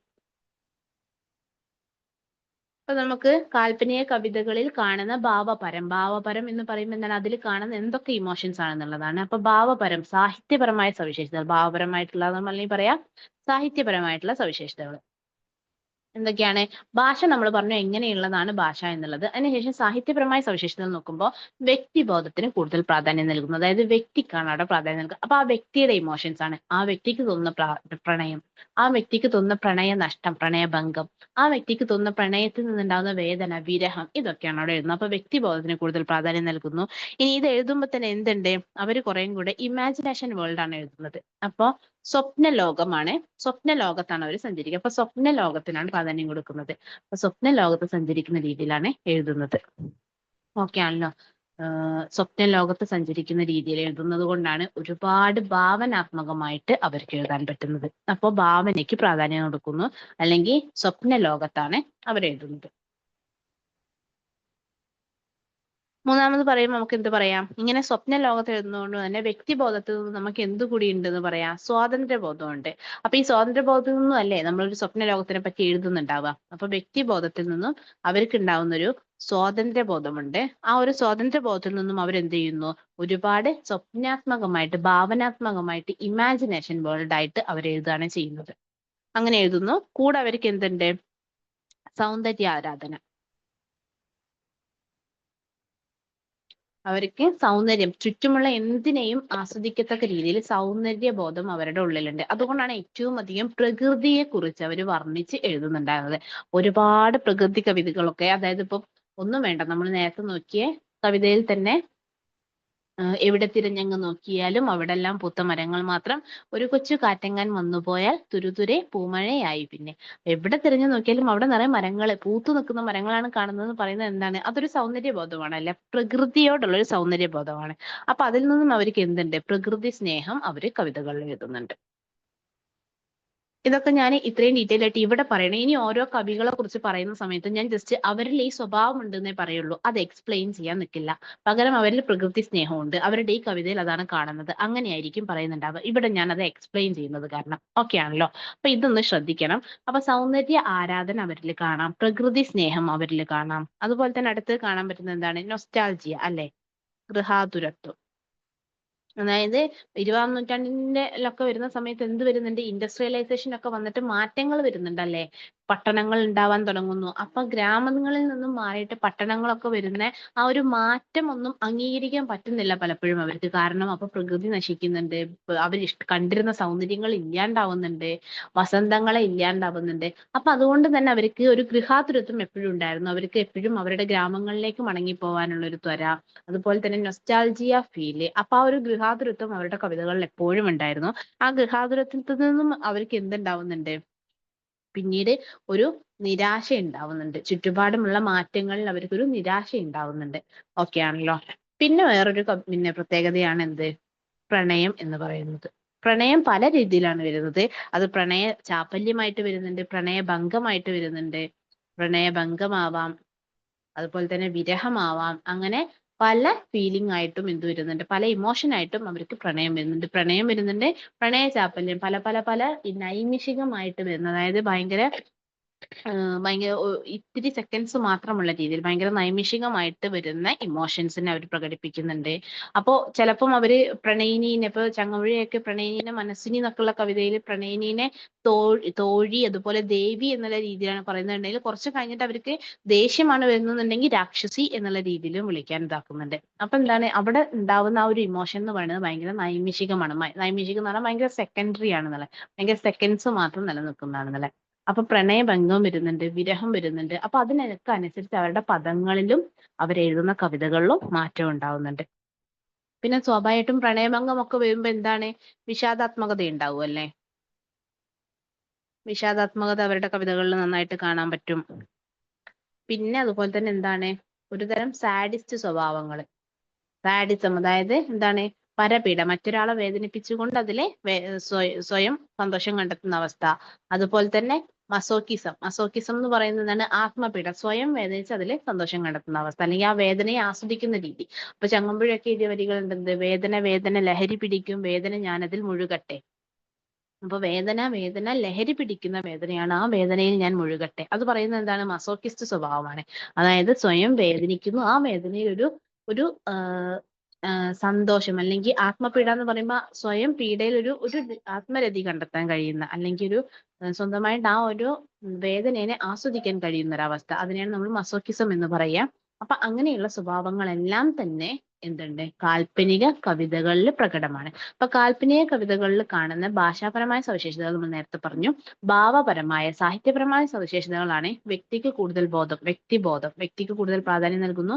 ആ വ്യക്തിയുടെ ഇമോഷൻസിനും വ്യക്തിയുടെ സ്വാതന്ത്ര്യത്തിനും പ്രാധാന്യം നൽകുന്നു. അതുകൊണ്ട് തന്നെ വ്യക്തിബോധം, സ്വാതന്ത്ര്യബോധം. ഈ സ്വാതന്ത്ര്യബോധത്തിൽ നിന്നും അവരെഴുതുന്നത് കുറേ കൂടെ ഇമാജിനേഷൻ വേൾഡ് ആണ്. അപ്പൊ സ്വപ്ന ലോകത്തിനെ കുറിച്ച് എഴുതുന്നു, ഭാവനാത്മകമായിട്ട് എഴുതുന്നു. പ്രകൃതിയും ചുറ്റുമുള്ള എന്തിനേയും സൗന്ദര്യത്തോടു കൂടി കാണാനുള്ള ഒരു സവിശേഷത അവർക്കുണ്ട്. അപ്പൊ സൗന്ദര്യ ആരാധന, പ്രകൃതി സ്നേഹം കാണാം. പിന്നെ അന്നത്തെ കാലത്തെ മാറ്റങ്ങളിൽ അവർക്ക് നിരാശയുണ്ട്, അതുകൊണ്ട് തന്നെ അവർക്ക് ഗൃഹാതുരത്വം ഫീൽ ചെയ്യുന്നുണ്ട്. പിന്നെ പ്രണയത്തിനെ കുറിച്ച്, പ്രണയം, പ്രണയഭംഗം, വിരഹം, പ്രണയ ചാപ്പല്യം എല്ലാം എഴുതിയിട്ടുണ്ട്. പ്രണയം നഷ്ടപ്പെടുമ്പോൾ അതിന് വിഷാദാത്മകതയുണ്ട്, വിഷാദമുണ്ട്. അത് വിഷാദാത്മകതയായിട്ടും സാഡിസമായിട്ടും മസോക്കിസമായിട്ടും ഒക്കെ കാണാം. പിന്നെ ഒന്നാണുള്ളത് മൃത്യുബോധം എന്നുള്ളത്. മൃത്യുബോധം എന്ന് പറയുന്നത് മരണത്തിനോടുള്ള ഒരു അഭിവാഞ്ച, അല്ലെങ്കിൽ മരണത്തിനോട് ഭയങ്കരമായിട്ടുള്ള ഒരു താല്പര്യം തോന്നുന്നത്. അപ്പം മൃത്യുബോധം പല രീതിയിലും, മരണത്തിനോടുള്ള പേടിയായിട്ടും എഴുതുന്നുണ്ട്, മരണത്തിനോടുള്ള ഇഷ്ടമായിട്ടും എഴുതുന്നുണ്ട്. അപ്പൊ ഇടപ്പള്ളി രാഘവൻപിള്ള എന്ന് പറയുന്നത് അദ്ദേഹം പ്രണയ നഷ്ടത്താൽ ആത്മഹത്യ ചെയ്തിട്ടുള്ള ഒരു കവിയാണ്. അപ്പൊ ആത്മഹത്യ ചെയ്യുന്നതിന് മുമ്പ് അദ്ദേഹം മരണത്തിനെ വരവേറ്റുകൊണ്ട് കവിത എഴുതിയിട്ടുണ്ട്. അപ്പൊ മരണത്തിനോടുള്ള ഇഷ്ടമാണ് കാണുന്നത്. എന്നാൽ ജി ശങ്കരക്കുറുപ്പിന്റെ കവിതകളിൽ എപ്പോഴും മരണത്തിനോടുള്ള ഒരു ഭയമാണ് കാണുന്നത്. അപ്പൊ രണ്ട് രീതിയിലും മരണത്തിനോടുള്ള മൃത്യുബോധം കാണുന്നുണ്ട്, മരണത്തിനോടുള്ള ഭയമായിട്ടും മരണത്തിനോടുള്ള ഇഷ്ടമായിട്ടും കാണുന്നുണ്ട്. ഇതൊക്കെയാണ് കാൽപ്പനിക കവിതകളിൽ പൊതുവായിട്ട് കാണുന്ന സവിശേഷതകൾ എന്ന് പറയുന്നത്. ഇത് പറഞ്ഞിട്ട് വേണം നമുക്ക് കവികളെ പരിചയപ്പെടാൻ. അപ്പൊ ഇതൊക്കെ എങ്ങനെ കവികളിൽ കാണുന്നു എന്ന് പറയാനുള്ളതാണ്. ഇത്രയുമാണ് നമുക്ക് കാൽപ്പനികതയുടെ രൂപപരം, ദാറ്റ് മീൻസ് ഭാഷാപരവും, ഭാവപരം, ദാറ്റ് മീൻസ് സാഹിത്യപരം. ഭാഷാപരവും ഭാവപരവുമായിട്ടുള്ള സവിശേഷതകൾ എന്ന് പറയുന്നത് ഇതൊക്കെയാണ്. എന്തെങ്കിലും ഡൗട്ട് ഉണ്ടോ അഞ്ജിത, നൗൽ?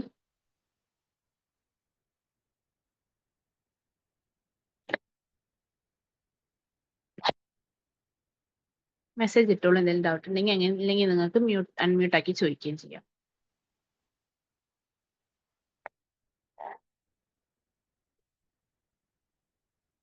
അല്ലെങ്കിൽ ഞാൻ കണ്ടിന്യൂ ചെയ്യണമെങ്കിൽ കണ്ടിന്യൂ ചെയ്തോളൂ എന്ന് പറയാം. ഓക്കെ പറയാം കേട്ടോ, കണ്ടിന്യൂ ചെയ്തോട്ടെ. അതിൽ ഡൗട്ട് ഉണ്ടെങ്കിൽ ഡൗട്ട് ചോദിച്ചു.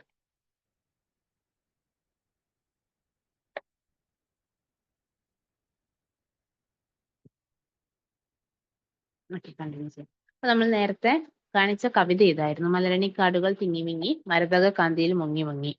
ഇതൊക്കെ നിങ്ങൾക്ക് നോട്ട് തരുന്നതായിരിക്കും കേട്ടോ. അതായത് നമ്മള് ഇപ്പൊ നിങ്ങൾക്ക് ക്ലാസ് എടുക്കുമ്പോൾ ഞാൻ നോട്ട്, എന്റെ കയ്യിലുള്ള നോട്ട് കൊണ്ട് ഞാൻ പിന്നെ എഴുതുകയാണല്ലോ ചെയ്യണേ. ഇന്നലെ ഞാൻ ക്ലാസ് പറഞ്ഞിട്ടുണ്ടായിരുന്നു നിങ്ങളോട് ലെക്ചർ നോട്ട് കയ്യിൽ കരുതണം എന്ന്. അപ്പൊ നമ്മളൊരു നോട്ട്, ഒരു ടോപ്പിക് എടുക്കുന്ന സമയത്ത് ലെക്ചർ നോട്ട് ഉണ്ടെങ്കിലാണ് നിങ്ങൾക്ക് അത് പോയിന്റുകൾ എഴുതിയെടുക്കാൻ പറ്റുക. ഇതിന് കൂടെ കൂടുതലായിട്ടുള്ള പഠനങ്ങള് നിങ്ങൾ എക്സ്ട്രാ വായിക്കേണ്ട മെറ്റീരിയലിൽ നിന്നും ഞാൻ എടുത്തിട്ടില്ല. നിങ്ങളെ മെറ്റീരിയൽ വായിക്കുമ്പോൾ ഒരുപാട് ടൈം എടുക്കും ചിലപ്പോ അല്ലെ, ഓരോ ബുക്കുകളും വായിക്കും. അപ്പൊ ഒരു ബുക്കിൽ ഇപ്പൊ 100 പേജ് ഉണ്ടെങ്കിൽ അതിൽ ചിലപ്പോൾ 2 പേജ് നിങ്ങളുടെ എക്സാമിന് ആവശ്യമുള്ളത് ഉണ്ടാവുള്ളൂ. അപ്പൊ ഞാൻ അങ്ങനെ എടുത്തിട്ടുള്ള പഠനങ്ങളൊക്കെ ചേർത്തിട്ടാണ് നിങ്ങൾക്ക് നോട്ട് ഉണ്ടാക്കുന്നത്. അപ്പൊ നമ്മുടെ ക്ലാസ്സിന്റെ രീതി ഇതാണ്. നമ്മൾ നോട്ട് നിങ്ങൾക്ക് പ്രൊവൈഡ് ചെയ്യുമ്പോൾ അങ്ങനെ ആയിരിക്കും. അതായത് പഠനങ്ങൾ ഉണ്ടാവും, വരികൾ ഉണ്ടാവും, പിന്നെ ആ വ്യക്തികളെ കുറിച്ചുള്ള കാര്യങ്ങൾ ഉണ്ടാവും, അവരെ കുറിച്ച് മറ്റുള്ളവർ എങ്ങനെയാണ് അനലൈസ് ചെയ്യുന്നത്, അങ്ങനെയുള്ള കാര്യങ്ങളൊക്കെ ഉണ്ടാവും. ഇതൊക്കെ ചേർത്തിട്ടായിരിക്കും നിങ്ങൾക്ക് നോട്ട് ഉണ്ടാവുക കേട്ടോ. ഇപ്പൊ നിങ്ങൾ ലെക്ചർ നോട്ട് എഴുതി വെക്കും. ഇപ്പൊ ഞാൻ ഇതിൽ എഴുതിയിട്ടുള്ള ഈ പോയിന്റുകളൊക്കെയാണ് പ്രധാനമായിട്ടും നിങ്ങൾ ലെക്ചർ നോട്ടിൽ എഴുതേണ്ടത്. അത് എങ്ങനെ എക്സാം പോയിന്റ് ഓഫ് വ്യൂ അല്ലെങ്കിൽ എക്സാം രീതിയിൽ ഒരു ഉത്തരം എഴുതണം എന്നുള്ളത് നമ്മൾ ഇന്ന് ലാസ്റ്റ് കാണിക്കും. ലാസ്റ്റ് ഒരു 20 മിനിറ്റ് നമ്മൾ ചെയ്യുന്നത് ഒരു ഉത്തരം നിങ്ങൾക്ക് എഴുതി തരിക എന്നുള്ളതായിരിക്കും. ഞാൻ ലൈവായിട്ട് നിങ്ങൾക്ക് ഒരു ഉത്തരം എഴുതി തരും. അപ്പൊ നിങ്ങൾക്ക് മനസ്സിലാവും എങ്ങനെയാണ് ഇന്ന് നമ്മൾ പഠിച്ചൊരു കാര്യത്തിനെ മുൻവർഷ ചോദ്യങ്ങളിൽ അപ്ലൈ ചെയ്ത് എഴുതേണ്ടത് എന്നുള്ളത്. ഓക്കെ ആണല്ലോ. അപ്പൊ നമുക്ക് ബാക്കി കണ്ടിന്യൂ ചെയ്യാം കേട്ടോ. അപ്പൊ ബാക്കി കണ്ടിന്യൂ ചെയ്യുന്ന സമയത്ത് നമ്മൾ ആദ്യം പഠിക്കുന്നത്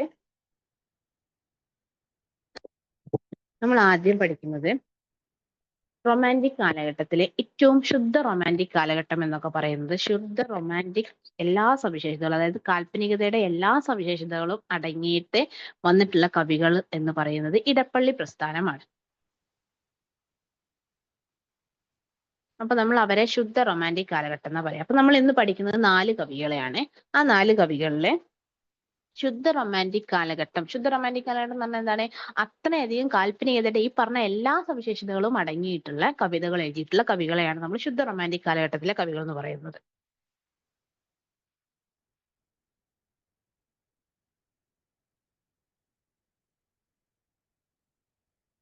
ഈ ശുദ്ധ റൊമാൻറ്റിക് കാലഘട്ടം എന്ന് പറയുന്നത് നമ്മൾ ഇടപ്പള്ളി പ്രസ്ഥാനത്തിനെയാണ്. ശുദ്ധ റൊമാൻറ്റിക് കാലഘട്ടം എന്ന് പറയുന്നത് ഇടപ്പള്ളി പ്രസ്ഥാനത്തിനെയാണ് കേട്ടോ.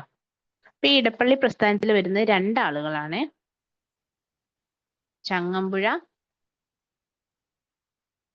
ചങ്ങമ്പുഴ കൃഷ്ണപിള്ളയും ഇടപ്പള്ളി രാഘവൻ പിള്ളയും.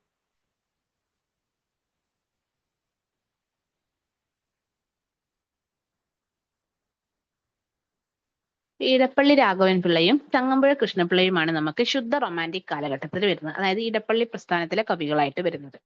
അപ്പോൾ ഇവരെന്താണ് ചെയ്തതെന്ന് വെച്ചിട്ടുണ്ടെങ്കിൽ ഇവരാണ് കാൽപ്പനികതയിൽ വസന്തകാലം സൃഷ്ടിച്ചത്. അതായത് അത്രയധികം കാൽപ്പനികതയുടെ എല്ലാ സ്വഭാവ സവിശേഷതകളോടും കൂടിയിട്ട് ഒരുപാട് കവിതകൾ എഴുതിയിട്ടുള്ള 2 കവികളാണ് ചങ്ങമ്പുഴയും ഇടപ്പള്ളിയും. ഇടപ്പള്ളി രാഘവൻ പിള്ള കുറച്ച് കവിതകളാണ് എഴുതിയിട്ടുള്ളത്. പിന്നീട് അദ്ദേഹത്തിന്റെ ഒരു യങ് ഏജിൽ തന്നെ ആത്മഹത്യ ചെയ്യാനുണ്ടായത്. അത് കഴിഞ്ഞിട്ട് അദ്ദേഹത്തിനേക്കാൾ കൂടുതൽ കവിതകൾ എഴുതിയിട്ടുള്ള ചങ്ങമ്പുഴയാണ്. ചങ്ങമ്പുഴ യങ് ഏജിൽ മരിക്കുകയാണ് ചെയ്തത്. സൂയിസൈഡ് അല്ല, ആരോഗ്യ പ്രശ്നങ്ങൾ കാരണം മരിക്കുകയാണ് ചെയ്തത്. പക്ഷെ രണ്ടുപേരും ജീവിച്ചിരുന്ന കാലം അത്രയും വളരെ നന്നായിട്ട് മലയാള കവിതാ സാഹിത്യത്തിന് അത്രയധികം കോൺട്രിബ്യൂഷൻസ്, അത്രയധികം സംഭാവനകൾ, മഹത്തായ സംഭാവനകൾ നൽകിയിട്ടുള്ള 2 കവികൾ തന്നെയാണ്. അപ്പൊ ഇപ്പൊ നമ്മൾ ചങ്ങമ്പുഴേനെ ആദ്യം നോക്കാം.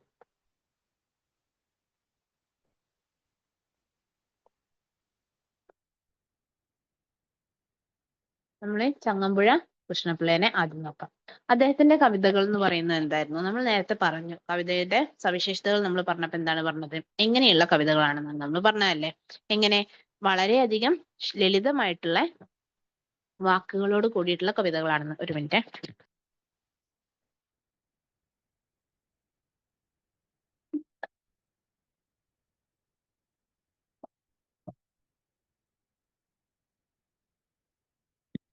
Okay, thank U. അപ്പൊ നമുക്ക് പറയാം, ചങ്ങമ്പുഴ കൃഷ്ണപിള്ളയിലേക്ക് വരുന്ന സമയത്ത് അദ്ദേഹം വളരെ ലളിതമായിട്ടുള്ള കാവ്യശൈലിയാണ് ഉപയോഗിച്ചത്. ലളിതമായ കാവ്യശൈലിയായിരുന്നു. നമ്മൾ ഉദാഹരണവും കാണിച്ചു അല്ലേ? ഉദാഹരണം അല്ലാതെ വേറെ തന്നെ കാണിച്ചു തരാം. ഇപ്പൊ നോക്കൂ, കാനനച്ചായയിൽ ആടുമേയ്ക്കാൻ ഞാനും വരട്ടെയോ നിന്റെ കൂടെ. കാനനച്ചായയിൽ ആടുമേയ്ക്കാൻ ഞാനും വരട്ടെയോ നിന്റെ കൂടെ. എനിക്ക് ട്യൂൺ ഇട്ടൊന്നും ഇപ്പൊ പാടാനുള്ള സമയമില്ല. അപ്പം ആമന വീഥികൾ ഈ വസന്ത ശ്രീവിലാസത്തിൽ തെളിഞ്ഞിരിക്കും. അപ്പോ ഇത് ഏതിലെയാണ്? രമണനിലെയാണ് കേട്ടോ. അപ്പൊ നമ്മളിത് എഴുതുന്ന സമയം നമ്മൾ പറയണം, രമണൻ എന്നുള്ള കവിതയിൽ ചങ്ങമ്പുഴ രമണൻ എന്നുള്ള കവിതയുടെ തുടക്കമാണ് എഴുതിയിട്ടുള്ളത്. കാനനച്ചാലയിൽ ആടുമേയ്ക്കാൻ ഞാനും വരട്ടെ നിന്റെ കൂടെ. വളരെ ലളിതമായിട്ടുള്ള പദങ്ങളാണല്ലേ? അപ്പൊ ഇതിൽ എന്ത് പറയുന്നുണ്ട്? രമണനാണ് തിരിച്ച് ചന്ദ്രിക ചോദിക്കുകയാണത്. അപ്പൊ രമണൻ തിരിച്ചു പറയാണ്, ആരണ്യ ചാർത്തിലേക്ക് എന്റെ കൂടെ പോരേണ്ട ചന്ദ്രികയെ നീ. നമ്മൾ പറയുന്നത് കാനനച്ചാലയിൽ ആടുമേയ്ക്കാൻ ഞാൻ വരട്ടെ നിന്റെ കൂടെ പോരേണ്ട. നമ്മൾ പറയുന്ന ഒരു വരിയുണ്ടല്ലോ, പോരേണ്ട നിന്റെ കൂടെ, അങ്ങനെ എന്തോ ഒരു വരികൾ പറയുമല്ലോ. എന്തോ എനിക്ക് ആ രണ്ടാമത്തെ വരി കിട്ടുന്നത് നമ്മളെപ്പോഴും സിനിമയിൽ നിന്ന് കിട്ടിയിട്ടുള്ള ഒരു വരി പറയല്ലോ, അതല്ല ആക്ച്വൽ വരി എന്ന് പറയാൻ വേണ്ടിയിട്ടായിരുന്നു. അപ്പൊ നമുക്ക് ശരിക്കുള്ള വരികൾ എന്ന് പറഞ്ഞാൽ, കാനന ചായയിൽ അടുമയ്ക്കാൻ ഞാനും വരട്ടെയോ നിന്റെ കൂടെ. അപ്പൊ രമണൻ പറയുന്നത്, ആരണ്യ ചാത്തിലേക്ക് എന്റെ കൂടെ പോരേണ്ട ചന്ദ്രികയെ നീ. ഇതാണ് രമണൻ പറയുന്നത്. അപ്പൊ രമണൻ എന്നുള്ള കവിതയിലെ ചന്ദ്രികയും രമണനും തമ്മിലുള്ള ഒരു പ്രണയമാണ് പറയുന്നത്. ഇതിൽ ചന്ദ്രിക ആ നാട്ടിലെ ഒരു പ്രഭുവിന്റെ മകളായിരുന്നു. രമണൻ അവിടുത്തെ ആടൊക്കെ വെച്ച് നടക്കുന്ന ഒരു സാധാരണക്കാരനായിരുന്നു. അപ്പൊ ഇവിടെ രമണനും ചന്ദ്രികയും തമ്മിലുള്ള പ്രണയം സഫലമാവാതെ വരികയും രമണന്റെ വീട്ടിൽ നിന്ന് ഭയങ്കരമായിട്ടുള്ള എതിർപ്പുണ്ടാവുകയും അങ്ങനെ ചന്ദ്രികയ്ക്ക് രമണനെ മാറി വേറെ വിവാഹം കഴിക്കേണ്ടി വരികയും ആ ഒരു പ്രണയ നൈരാശ്യത്തിൽ മനം നൊന്ത് ആത്മഹത്യ ചെയ്യുകയാണ് ചെയ്യുന്നത്. ആര്? രമണൻ. അപ്പൊ ഈ രമണൻ എന്ന കവിത ചങ്ങമ്പുഴ എഴുതിയിട്ടുള്ളത് ഇടപ്പള്ളി രാഘവൻ പിള്ളയുടെ മരണവുമായി ബന്ധപ്പെട്ടാണ്. അപ്പൊ ഇടപ്പള്ളി രാഘവൻ പിള്ള സൂയിസൈഡ് ചെയ്തിട്ടുള്ളത്, ആത്മഹത്യ ചെയ്തിട്ടുള്ളത് അദ്ദേഹത്തിനുണ്ടായ പ്രണയ നഷ്ടത്തിൽ നിന്നുമാണ്. അപ്പൊ ഇതിനെ ബേസ് ചെയ്തിട്ട് വിലാപ കാവ്യമായി സ്വന്തം സുഹൃത്തിന്റെ ആത്മസുഹൃത്തിന്റെ മരണത്തിന് വിലാപ കാവ്യമായിട്ട് ചങ്ങമ്പുഴ എഴുതിയിട്ടുള്ളതാണ് രമണൻ എന്നുള്ള കവിത. അപ്പൊ നമ്മളിപ്പോ പറയുന്ന സമയത്ത് ചങ്ങമ്പുഴയുടെ സവിശേഷതകൾ പറയുമ്പോൾ ലളിതമായിട്ടുള്ള കാവ്യശൈലിയാണെന്ന് പറയുമ്പോൾ നമുക്ക് എക്സാമ്പിൾ കൊടുക്കാൻ പറ്റുന്നതാണ് എന്ത്, രമണൻ എന്നുള്ള കവിത. ആ കവിതയിലെ 2 വരികൾ എടുത്തു കൊടുക്കുക കേട്ടോ, അതാണ് ഏറ്റവും നല്ലത്. ദെൻ രണ്ടാമതൊരു സവിശേഷതയായിട്ട് നമുക്ക് എന്ത് പറയാം, ഒരുപാട് ഭാവന വിലാസത്തിൽ, നമ്മൾ നേരത്തെ പറഞ്ഞു അല്ലെ, സ്വപ്ന ലോകത്ത് സഞ്ചരിക്കുന്ന രീതിയിലാണ് എഴുതുന്നത്. അപ്പൊ ഒരുപാട് ഭാവനയ്ക്ക് പ്രാധാന്യം കൊടുക്കുന്നതാണ്. ഭാവനയ്ക്ക് പ്രാധാന്യം കൊടുക്കുന്നു. അതുപോലെ തന്നെ നമ്മൾ ഭാവനയ്ക്ക് പ്രാധാന്യം കൊടുക്കുന്നതിനൊക്കെ നമുക്ക് ഉദാഹരണങ്ങൾ ഇഷ്ടം പോലെ പറയാൻ പറ്റും. ഇപ്പൊ ഈ പറഞ്ഞത് തന്നെ ഉദാഹരണമാണ്. അതില്ലെങ്കിൽ നമുക്ക് പറയാൻ പറ്റുന്നതാണ് എന്ത്, ഇതാ, അങ്ങോട്ട് നോക്കിയാൽ എന്തു കാണാം, 1000 പൂച്ചെടി പൂത്തു കാണാം. അങ്ങോട്ട് നോക്കിയാൽ എന്ത് കാണാം, 1000 പൂച്ചെടി പൂത്തു കാണാം. പൂച്ചെടി ചാർത്തിൽ നിന്ന് എന്തു കേൾക്കാം, പൂക്കുയിൽ പാടുന്ന പാട്ട് കേൾക്കാം. ഇതൊക്കെ എന്താണ്, ഇമാജിനേഷൻ ആയിട്ട് എഴുതുന്നതാണ് അല്ലെ. എന്നാലും അതൊക്കെ നമ്മുടെ ചുറ്റും കാണുന്ന കാര്യങ്ങളുമാണ്. അപ്പൊ ഇങ്ങനെയുള്ള ഒരുപാട് വരികൾ അദ്ദേഹം എഴുതിയിട്ടുണ്ട്. അപ്പൊ ഭാവനയ്ക്ക് പ്രാധാന്യം കൊടുത്തിട്ടുള്ളതാണ്. അതുപോലെ തന്നെ ഒരുപാട് പദങ്ങൾ ആവർത്തിച്ചു വരുന്നു. അപ്പൊ പദങ്ങളുടെ ആവർത്തനം, പദാവർത്തനം കാണാം. അതിലൂടെ എന്തുണ്ട്, ഗാനാത്മകത നമുക്ക് തെളിഞ്ഞു കാണാൻ പറ്റും. അതുപോലെ തന്നെ സംഗീതത്തിന് നല്ല പ്രാധാന്യമുണ്ട്. അപ്പൊ സംഗീതാത്മകത പറയാം. ഇതൊക്കെ ചങ്ങമ്പുഴയുടെ കവിതകളിൽ നമുക്ക് കാണുന്ന പ്രത്യേകതകളാണ്. അതുപോലെ തന്നെ അടുത്തത് കാണുന്നത് എന്താണ്, പ്രണയം, പ്രണയനഷ്ടം, അതുപോലെ തന്നെ വിരഹം. ഈ കാര്യങ്ങളൊക്കെ നമുക്ക് കാണാൻ പറ്റും. പ്രണയം, പ്രണയനഷ്ടവും വിരഹവും എല്ലാം അദ്ദേഹത്തിന്റെ കവിതകളിൽ കാണാൻ പറ്റും. അതുപോലെ തന്നെ മരണത്തിനോടുള്ള ഒരു ഇതല്ലേ, മൃത്യുബോധം കാണാൻ പറ്റും. അതുപോലെ തന്നെ മസോക്കിസം എന്ന് പറയുമ്പോൾ എന്തായിരുന്നു, ആത്മരതി അല്ലേ. മസോക്കിസം അല്ലെങ്കിൽ ആത്മരതി. അതിനെയാണ് നമ്മൾ ഏത് വരികൾ പറഞ്ഞത്, വേദന വേദന ലഹരി പിടിക്കും വേദന ഞാനതിൽ മുഴുകട്ടെ. അത് പറഞ്ഞത് ചങ്ങമ്പുഴയുടെ വരികളാണ്. അപ്പൊ അതൊക്കെ മസോക്കിസ്റ്റ് ഫീലിങ്സിനൊക്കെ പറ്റി എഴുതാൻ പറ്റുന്നതാണ്. പിന്നെ അതുപോലെ തന്നെ സൗന്ദര്യ ആസ്വാദകനായിട്ടുള്ള കവിയായിരുന്നു അദ്ദേഹം എന്ന് പറയാം. സൗന്ദര്യ ആസ്വാദകനായിരുന്നു.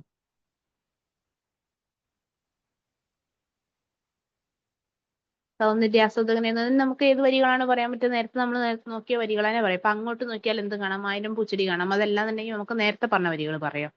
ഏതായിരുന്നു, ദാ, മലരണിക്കാടുകൾ തിങ്ങി വിങ്ങി മരതക കാന്തിയിൽ മുങ്ങി മുങ്ങി. അല്ലെങ്കിൽ എവിടെ തിരഞ്ഞെന്ന് നോക്കിയാലും അവിടെല്ലാം പൂത്ത മരങ്ങൾ മാത്രം, ഒരു കൊച്ചു കാറ്റെങ്ങാൻ വന്നുപോയാൽ തുരുതുരെ പൂമഴയായി. പിന്നെ ഇതെല്ലാം നമുക്ക് പറയാൻ പറ്റുന്നത് എന്താണ്, അദ്ദേഹത്തിന്റെ സൗന്ദര്യ ആസ്വാദനം, അതുപോലെ തന്നെ പ്രകൃതി സ്നേഹം അല്ലേ.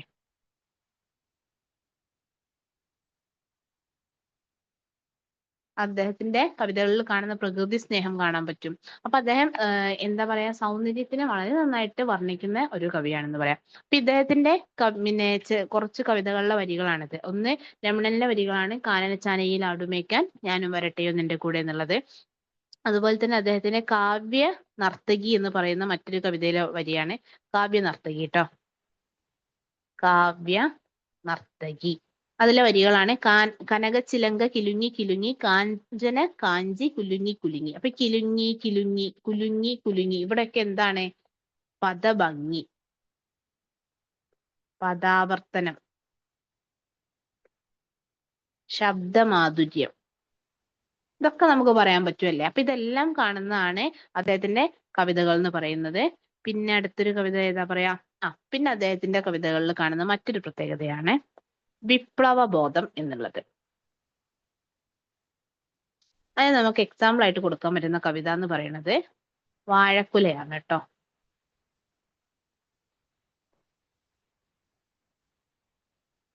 വാഴക്കുല എന്ന് പറയുന്ന കവിതയാണ് എക്സാമ്പിൾ ആയിട്ട് കൊടുക്കാൻ പറ്റുക. അപ്പൊ ഈ വാഴക്കുല എന്ന് പറയുന്ന കവിതയിലെ ഒരു മലയപ്പുലയൻ, അതായത് അന്നത്തെ സമയത്ത് അടിയാള വർഗമാണ് മലയപ്പുലയൻ എന്ന് പറയുന്നത്. അപ്പൊ മലയപ്പുലയൻ അദ്ദേഹം എന്ത് ചെയ്യുന്നുണ്ട്, അദ്ദേഹത്തിന്റെ വീട്ടിൽ അദ്ദേഹത്തിന്റെ മക്കളൊക്കെ ഭയങ്കര പട്ടിണിയാ. അപ്പൊ അവിടെ ഒരു വാഴ നടുന്നുണ്ട്. അപ്പൊ ഈ വാഴ നട്ടിട്ട് ആ വാഴയിൽ നിന്നും എന്തുണ്ട് ഒരു കൊല വരുന്നുണ്ട്. അവർ മക്കളെ നോക്കുന്ന പോലെയാണ് അതിനെ നോക്കുന്നത്. അതിൽ നിന്നും കിട്ടുന്നത് ഭക്ഷിക്കാമല്ലോ എന്ന് കരുതിയിട്ട് അദ്ദേഹവും അദ്ദേഹത്തിന്റെ 2 മക്കളും ഭാര്യയും കുഞ്ഞുങ്ങളെ നോക്കുന്ന പോലെയാണ് ഇത് നോക്കുന്നത്. അങ്ങനെ വലുതായി പഴുക്കാൻ വേണ്ടി ഓരോ ദിവസവും മക്കൾ കാത്തിരിക്കും. ഓരോ ദിവസവും രാവിലെ എണീക്കുമ്പോൾ ആദ്യം മക്കളെ കൊല വലുതായോ പഴുത്തോ എന്നൊക്കെയാണ് നോക്കുക. അങ്ങനെ കാത്തിരുന്ന് ലാസ്റ്റ് എന്താ ചെയ്യുന്നത്, ജന്മി ആ നാട്ടിലെ പ്രഭു വന്നിട്ട് അത് ആ മലയപ്പുലയനോട് വെട്ടിയിട്ട് അദ്ദേഹത്തിന്റെ വീട്ടിൽ കൊണ്ടുപോയി കൊടുക്കാനാണ് പറയുന്നത്. അപ്പൊ അതാണിത്. മലയപ്പുലയന മുറ്റത്ത് മഴ വന്ന നാളൊരു വാഴ നട്ടു. മനതാരിൽ ആശകൾ പോലതിൽ ഓരോരോ മരതക കൂമ്പ് പൊടിച്ചു വന്നു. അതായത് മനസ്സിലുള്ള അത്രയും ആശകൾ പോലെ അതിൽ ഓരോരോ കൂമ്പ് പൊടിച്ചു വരാൻ തുടങ്ങിയെന്നാണ്. അരുമക്കിടാങ്ങളിൽ ഒന്നായി അതിനെയും മഴകി പുലക്കള്ളി ഓമനിച്ചു. അതായത് മലയപ്പുലയന്റെ ഭാര്യയാണ് അവള് എന്ത് ചെയ്തു, മക്കളിൽ ഒന്നായിട്ട് അതിനെ ഓമനിച്ചു പോന്നു എന്നുള്ളത്. അതിന്റെ ലാസ്റ്റ് പറയുന്ന ഒരു കാര്യമാണ് എന്ത്, അവരുടെ നിസ്സഹായാവസ്ഥ. അതായത് പ്രഭു അത് വീട്ടിൽ കൊണ്ടേ കൊടുക്കാൻ പറയുമ്പോൾ എതിർക്കാൻ കഴിയില്ല. അപ്പൊ അതിന്റെ ഒരു നിസ്സഹായാവസ്ഥയൊക്കെ കാണിക്കുന്നതാണ്. കനിവറ്റ ലോകം, കപട ലോകം, നിസ്വാർത്ഥ സേവനം, നിർദ്ദയമർദ്ദനം. അതായത് ഒരു കനിവും ഇല്ലാത്ത ലോകമാണിത്. എത്ര അൺകണ്ടീഷണൽ ആയിട്ട് സേവനം ചെയ്താലും, സർവീസ് ചെയ്താലും, നിസ്വാർത്ഥമായിട്ട് സേവനം ചെയ്താലും അവർക്ക് തിരിച്ചു കിട്ടുന്നത് മർദ്ദനം മാത്രമാണ്. അവിടെ നിസ്സഹായത്വം മാത്രമാണ് നിൽക്കുന്നത്, നിത്യദുഃഖമാണ് ഉണ്ടാവുന്നത്. എന്നിട്ട് അവിടെ പറയുന്നതാണ്, ഇതിനൊക്കെ പ്രതികാരം ചെയ്യാതടങ്ങുമോ പ്രതിതരെ നിങ്ങൾ തൻ പിന്മുറക്കാർ. അതായത് നിങ്ങൾക്ക് ശേഷം വരുന്ന നിങ്ങളുടെ പിന്മുറക്കാർ ഇതിനൊക്കെ പ്രതികാരം ചെയ്യാതടങ്ങുമോ എന്ന് ചോദിക്കുന്നത്. അതാണ് വിപ്ലവം എന്ന് പറയുന്നത്. അതായത് ഇവരെ ഓരോരുത്തരെയും ഇത്രയധികം ദ്രോഹിക്കുന്ന, ചൂഷണം ചെയ്യുന്ന ജന്മിവർഗത്തിനോട് ഇനി വരുന്ന നിങ്ങളുടെ തലമുറ പ്രതികാരം ചെയ്യാതിരിക്കില്ല എന്ന് പറയുന്നതാണ് ഇദ്ദേഹത്തിന്റെ വിപ്ലവം എന്ന് പറയുന്നത്. പിന്നീട് എന്തുണ്ടായിട്ടുണ്ട്, തൊഴിലാളി സമരങ്ങളൊക്കെ ഉണ്ടായിട്ടുണ്ട് അല്ലെ. തൊഴിലാളി സമരങ്ങളൊക്കെ പിന്നീട്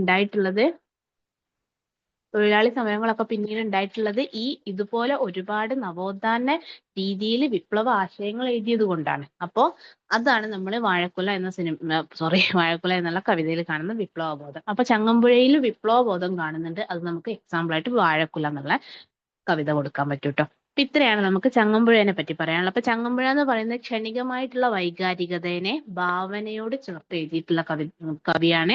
അതുപോലെ തന്നെ ഒരുപാട് പ്രണയം, അതാണ് നമ്മൾ പ്രണയനഷ്ടം എന്നൊക്കെ പറയുന്നത്. അത് നമുക്ക് എക്സാമ്പിൾ പറയാൻ പറ്റുന്നതാണ് മനസ്സിനി എന്ന് പറഞ്ഞിട്ടുള്ള കവിത ട്ടോ. മനസ്സിനി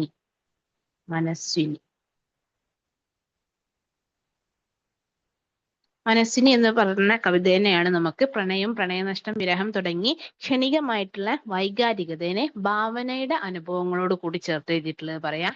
പിന്നെ അദ്ദേഹത്തിന്റെ കവിത എന്ന് പറയുന്നത് ഒരുപാട് നിരന്തരമായ ആത്മനിഷേധങ്ങളുടെയും വൈരുദ്ധ്യങ്ങളുടെയും ഒരു കൂത്തരങ്ങായിട്ട് നമുക്ക് പറയാൻ പറ്റും. അതായത് എപ്പോഴും ആത്മനിഷേധവും വൈരുദ്ധ്യങ്ങളുമാണ്. അതായത് ഒരു പ്രണയം പറയുമ്പോൾ പ്രണയ നഷ്ടം പറയുന്നുണ്ട്, ഇഷ്ടത്തോടു കൂടി പറയുമ്പോൾ, അതായത് ഇപ്പൊ സമൂഹത്തിനെ അദ്ദേഹം ഒരു സമയം ഇഷ്ടത്തോടു കൂടി പറയുമ്പോൾ പിന്നെ ആ സമൂഹത്തിനെ ദേഷ്യത്തോടു കൂടിയാണ് പറയുന്നത്. ഇതാണ് നമ്മൾ വൈരുദ്ധ്യം എന്ന് പറയാം, ഐറണി എന്ന് പറയാം. പിന്നെ ആത്മനിഷേധം എന്ന് പറയുമ്പോൾ അദ്ദേഹത്തിന് തന്നെ എന്തുണ്ടായിരുന്നില്ല, ഒരു ഞാൻ ഭയങ്കര ഓക്കെയാണ് എന്നുള്ളൊരു ഫീൽ ഒന്നും ഉണ്ടായില്ല. അപ്പൊ അദ്ദേഹത്തിന് എപ്പോഴും ചുറ്റുമുള്ള എന്തിനോടും ഒരു നിഷേധ സ്വഭാവമാണ് ഉണ്ടായിരുന്നത്. അപ്പൊ ആത്മനിഷേധവും വൈരുദ്ധ്യങ്ങളും ഒക്കെ അദ്ദേഹത്തിന്റെ കവിതയിൽ ഒരുപാട് കാണാൻ പറ്റും. പിന്നെ അതുപോലെ തന്നെ അദ്ദേഹത്തിന്റെ പ്രണയം, പ്രണയഭംഗം, വിരഹം, ഇതെല്ലാം നമ്മൾ ആ മനസ്സിനി എന്നുള്ള കവിതയിൽ കാണാൻ പറ്റുമെന്ന് പറഞ്ഞു. പിന്നെ നമുക്ക് പറയാൻ പറ്റുന്നത് ഭയങ്കരമായിട്ടുള്ള വിഷാദം അദ്ദേഹത്തിന്റെ കവിതയിൽ എപ്പോഴും കാണാൻ പറ്റുമായിരുന്നു. അപ്പൊ അത് എന്താ പറയാ, നമ്മൾ അകാരണമായ വിഷാദം കവിതകളിൽ മഞ്ഞു പോലെ കാണാൻ പറ്റുന്നൊരു കവിയായിരുന്നു അദ്ദേഹം. അപ്പൊ മൂടൽമഞ്ഞ് മൂടിക്കിടക്കുന്ന പോലെ അദ്ദേഹത്തിന്റെ കവിതയിൽ എപ്പോഴും അകാരണമായ വിഷാദം ഉണ്ടാവും. അപ്പൊ അദ്ദേഹത്തിന്റെ ആത്മസുഹൃത്ത് മരിച്ചതുമായി ബന്ധപ്പെട്ടാണ് രമണൻ എഴുതിയത്. അപ്പൊ അതിന്റെ അവസാനത്തിലേക്കൊക്കെ വരുമ്പോ എന്താണ്, വിഷാദമാണ് കാണുന്നത്. അപ്പൊ നമുക്ക് ഉദാഹരണമായിട്ട് അത് പറയാൻ പറ്റും കേട്ടോ. രമണനൊക്കെ ഉദാഹരണമായിട്ട് പറയാൻ പറ്റും. ഓക്കെ ആണല്ലോ. അപ്പൊ ഇത്രയുമാണ് ചങ്ങമ്പുഴയുടെ കവിതകളുടെ പ്രത്യേകത എന്ന് പറയുന്നത്. ഇനി നമ്മൾ പറയുന്നത് ഇടപ്പള്ളിയാണ്, ഇടപ്പള്ളി രാഘവൻപിള്ള. നെക്സ്റ്റ് നമ്മൾ പറയുന്നത് ഇടപ്പള്ളി രാഘവൻപിള്ളയാണ്. നമ്മൾ ഇത് ചങ്ങമ്പുഴ ഇതാണ് കേട്ടോ, കണ്ടോളൂ. ചങ്ങമ്പുഴനൊക്കെ എല്ലായിടത്തും പലപ്പോഴും കണ്ടിട്ടുണ്ടാവുമായിരിക്കും. ചങ്ങമ്പുഴയാണിത്. ദെൻ അടുത്തത് ഇടപ്പള്ളിയെയാണ് പറയാൻ പോകുന്നത്. ഇടപ്പള്ളി രാഘവൻപിള്ള എന്ന് പറയുന്നത് അദ്ദേഹം ഒരു 70ഓളം കവിതകളാണ് എഴുതിയിട്ടുള്ളത്. ആ 70ഓളം കവിതയിൽ തന്നെ അദ്ദേഹത്തിന്റെ കവിതയിൽ ഭയങ്കരമായിട്ട് മരണത്തിനോടുള്ള ആവേശം കാണാൻ പറ്റും. 1 മരണത്തിനോട് ഭയങ്കര ആവേശം കാണാൻ പറ്റും. അത് നമുക്ക് അദ്ദേഹത്തിന്റെ ജീവിതവുമായിട്ടും എടുത്തു പറയാം അല്ലേ? കാരണം അദ്ദേഹം മരിക്കുന്നതിന് തൊട്ട് മുമ്പ് പോലും കവിത എഴുതിയിട്ടുണ്ട്. മരണവുമായി ബന്ധപ്പെട്ടാണ് കവിത എഴുതിയിട്ടുള്ളത്. അപ്പം മരണത്തിനോടുള്ള ആവേശമാണ്. അത് മരണത്തിനെ ഇങ്ങനെ ആവേശപൂർവ്വം വരവേൽക്കുകയാണ് ചെയ്യുന്നത് അദ്ദേഹം ചെയ്യുന്നത്. പിന്നെ അതുപോലെ തന്നെ പ്രണയം അതുപോലെ തന്നെ നന്നായിട്ട് എഴുതിയിട്ടുണ്ട് കേട്ടോ. പ്രണയപ്രധാനമായിട്ടുള്ള കവിതകൾ എഴുതിയിട്ടുണ്ട്. പിന്നെ അതുപോലെ തന്നെ അദ്ദേഹത്തിന്റെ ഒരു ലൈഫ് എന്ന് പറയുന്നത് അദ്ദേഹത്തിന് ഭയങ്കര ദാരിദ്ര്യം അനുഭവിച്ചിട്ടുള്ള ഒരു ജീവിതമായിരുന്നു. ആരും അങ്ങനെ നോക്കാനുണ്ടായിരുന്നില്ല. അപ്പൊ നിന്ദിതമായിട്ടുള്ള ഒരു ബാല്യം, എല്ലാവരും നിന്ദിച്ച് കളഞ്ഞ് പുറം തള്ളിയിട്ടുള്ള അല്ലെങ്കിൽ മാറ്റി നിർത്തിയിട്ടുള്ള ഒരു ബാല്യകാലമായിരുന്നു. ഭയങ്കരമായിട്ടുള്ള ദാരിദ്ര്യത്തിൽ വളർന്നിട്ടുള്ളതാണ്. അപ്പൊ ഇതിൽ നിന്നുമൊക്കെ അദ്ദേഹത്തിന് ഉണ്ടായിട്ടുള്ള ഒരു എന്തുണ്ട്, ഒരു വിഷാദ ഭാവമുണ്ട്. അപ്പൊ എപ്പോഴും ഉണ്ടാവുന്നൊരു വിഷാദം ഉണ്ടായിരുന്നു. ഒരു വിഷാദം ഉണ്ടായിട്ടുണ്ടായിരുന്നു. അതുപോലെ തന്നെ ഭയങ്കരമായിട്ട് ഇൻസെക്യൂരിറ്റി, നമ്മൾ അതിന് എന്താ പറയാ, ഭയങ്കരമായിട്ട് ആത്മനിന്ദ, അതുപോലെ തന്നെ അതിൽ നിന്നുണ്ടാകുന്ന ഒരു ആത്മസംഘർഷം, ഇൻസെക്യൂരിറ്റി, അപകർഷതാബോധം, ഇതെല്ലാം അദ്ദേഹത്തിന് ഉണ്ടായിരുന്നു. ഇങ്ങനെയുള്ള ഇതെല്ലാം അദ്ദേഹത്തിന്റെ റിയൽ ലൈഫുമായി, അദ്ദേഹത്തിന്റെ ജീവിതത്തിൽ നിന്നും കിട്ടിയതാണ്. അപ്പൊ ഒരുപാട് ദാരിദ്ര്യവും ചുറ്റുമുള്ള ബാക്കിയുള്ളവരൊക്കെ വെച്ച് നോക്കുമ്പോൾ ഞാൻ ഒട്ടും പോരാ എന്നുള്ള കാര്യത്തിൽ നിന്നും ഒക്കെ ഉണ്ടായിട്ടുള്ള ഒരു വിഷാദവും ആത്മനിന്ദയും ആത്മസംഘർഷവും അതുപോലെ തന്നെ അപകർഷതാബോധവും ഒക്കെ അദ്ദേഹത്തിന്റെ കവിതകളിലും നമുക്ക് കാണാൻ പറ്റുമായിരുന്നു കേട്ടോ. അതുപോലെ തന്നെ അദ്ദേഹം ഭയങ്കരമായിട്ടുള്ള ഗൗരവ പ്രധാനമായിട്ടുള്ള ഒരു ഇതായിരുന്നു അദ്ദേഹത്തിന്റെ കവിതകളിൽ. നമുക്ക് ആ ഒരു എന്താ പറയാ, എപ്പോഴും ഒരു സീരിയസ്നെസ് കാണുന്ന ഒരു ആളായിരുന്നു എന്ന് പറയാം. പിന്നെ നമുക്ക് പറയാൻ പറ്റുന്ന ഒന്നാണ് പ്രകൃതി വർണ്ണന. പ്രകൃതി വർണ്ണനയും കാണാൻ പറ്റും. ഇനി നമുക്ക് കാവ്യഭാഷ പറയുകയാണെന്നുണ്ടെങ്കിൽ ചങ്ങമ്പുഴയുടെ അത്ര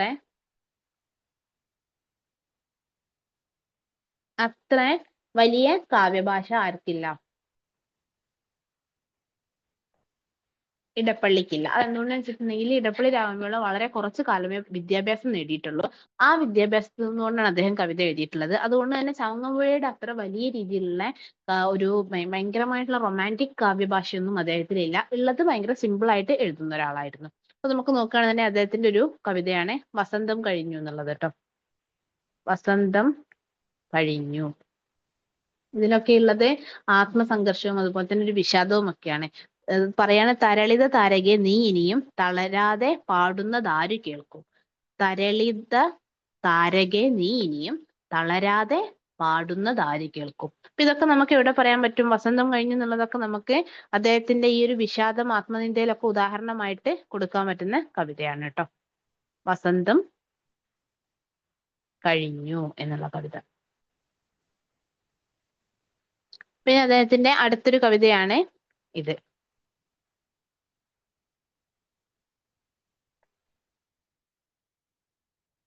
വിസ്തൃതമാകമാനം. വിസ്തൃതമാകമാനം അദ്ദേഹത്തിന്റെ കവിതയുടെ ഒരു പേരാണ്. അപ്പൊ മരണമേ മമ സ്വാഗതം ഭൂവിൽ മേൽ മരണം എന്നത് ആശിപ്പതില്ല ഞാൻ. അതായത് മരണമേ വന്നാലും ഇനി ഞാൻ ഭൂമിയിൽ മരണത്തിനെ കുറിച്ച് ആശിക്കൂല എന്നുള്ള രീതിയിൽ. അപ്പൊ മരണത്തിനെ കുറിച്ച്, അഭിവാഞ്ച അല്ലെങ്കിൽ മരണത്തിനോടുള്ള ഒരു താല്പര്യത്തിനെ കുറിച്ച് നമുക്ക് പറയാൻ പറ്റുന്ന ഒരു കവിതയാണ് വിസ്തൃതമാകമാനം എന്നുള്ള കവിത എന്ന് പറയാം. അപ്പൊ ഈ രണ്ട് കവിതയാണ് അദ്ദേഹത്തിന്റെ കവിതകളായിട്ട് നമ്മൾ എടുത്തിട്ടുള്ളത്. പിന്നെ തകർന്ന മുരളി, അങ്ങനെയൊക്കെ ഏതൊക്കെയോ കവിതയൊക്കെ അദ്ദേഹം ഈ ഓടക്കുഴലുമായി ബന്ധപ്പെട്ടൊക്കെ എന്താണ് എഴുതിയിട്ടുണ്ട്, മരിക്കുന്നതിന് തൊട്ട് മുമ്പൊക്കെ എഴുതിയ കവിതകളൊക്കെ. അപ്പൊ അദ്ദേഹത്തിന്റെ കവിതകളിലെ പ്രകൃതി വർണ്ണന കാണാൻ കഴിയും. മരണത്തിനോടുള്ള കൂടുതലുള്ള താല്പര്യമാണ് കാണാൻ കഴിയുന്നത്. പ്രണയത്തിനോട് താല്പര്യം പറയുന്ന കവിതകളും എഴുതിയിട്ടുണ്ട്. അദ്ദേഹം റിയൽ ലൈഫിലും പ്രണയം ഉണ്ടായിരുന്ന ആളായിരുന്നു. അതുകൊണ്ട് തന്നെ ആ സമയത്തൊക്കെ പ്രണയ കവിതകളും അദ്ദേഹം എഴുതിയിട്ടുണ്ട്. പിന്നെ വിഷാദം, ആത്മനിന്ദ, ആത്മസംഘർഷം, അതിൽ നിന്നൊക്കെ ഉണ്ടാകുന്ന ഒരു നൈരാശ്യം, ഇതെല്ലാം അദ്ദേഹത്തിന്റെ കവിതകളിൽ കാണുന്നതാണ് കേട്ടോ. അപ്പൊ ഇതാണ് ഇടപ്പള്ളി രാഘവൻ പിള്ളയെ പറ്റി പറയാനുള്ളത്. ഓക്കെ ആണോ അൻഷിത? ഇനി നമുക്ക് രണ്ട് കവികളെ കുറിച്ചും കൂടെ പറയാനുണ്ട്. അതിനുശേഷം നമുക്ക് ആൻസർ എഴുതി നോക്കാം. അടുത്ത കവി എന്ന് പറയുന്നത് പി കുഞ്ഞിരാമൻ നായരാണ്.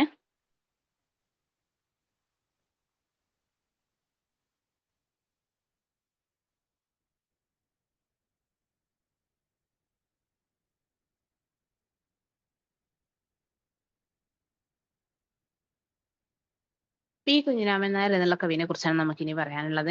പി കുഞ്ഞിരാമൻ നായരെ പറ്റി പറയുന്നത്, നമ്മൾ ഈ പറഞ്ഞ ഇതൊക്കെ സ്പീഡിൽ പറഞ്ഞു പോകാൻ കഴിയുന്നതാണ്. ഇനി എന്തുകൊണ്ടെന്ന് വെച്ചിട്ടുണ്ടെങ്കിൽ നമ്മൾ ഓൾറെഡി പറഞ്ഞു കഴിഞ്ഞു അവരുടെ കവിതകളിൽ എന്തൊക്കെയാണ് കാണുന്നത്, സവിശേഷതകൾ എന്താണെന്ന് തുടക്കത്തിൽ പറഞ്ഞു. അപ്പൊ നമ്മൾ പറയുന്ന സമയത്ത് തന്നെ പി കുഞ്ഞിരാമൻ നായർ ഇതാണ്. അപ്പൊ പി കുഞ്ഞിരാമൻ നായരുടെ കവിതകളിൽ കാണുന്നത് അദ്ദേഹത്തിന്റെ ഒരു കവിതയാണിത്. എന്ത്?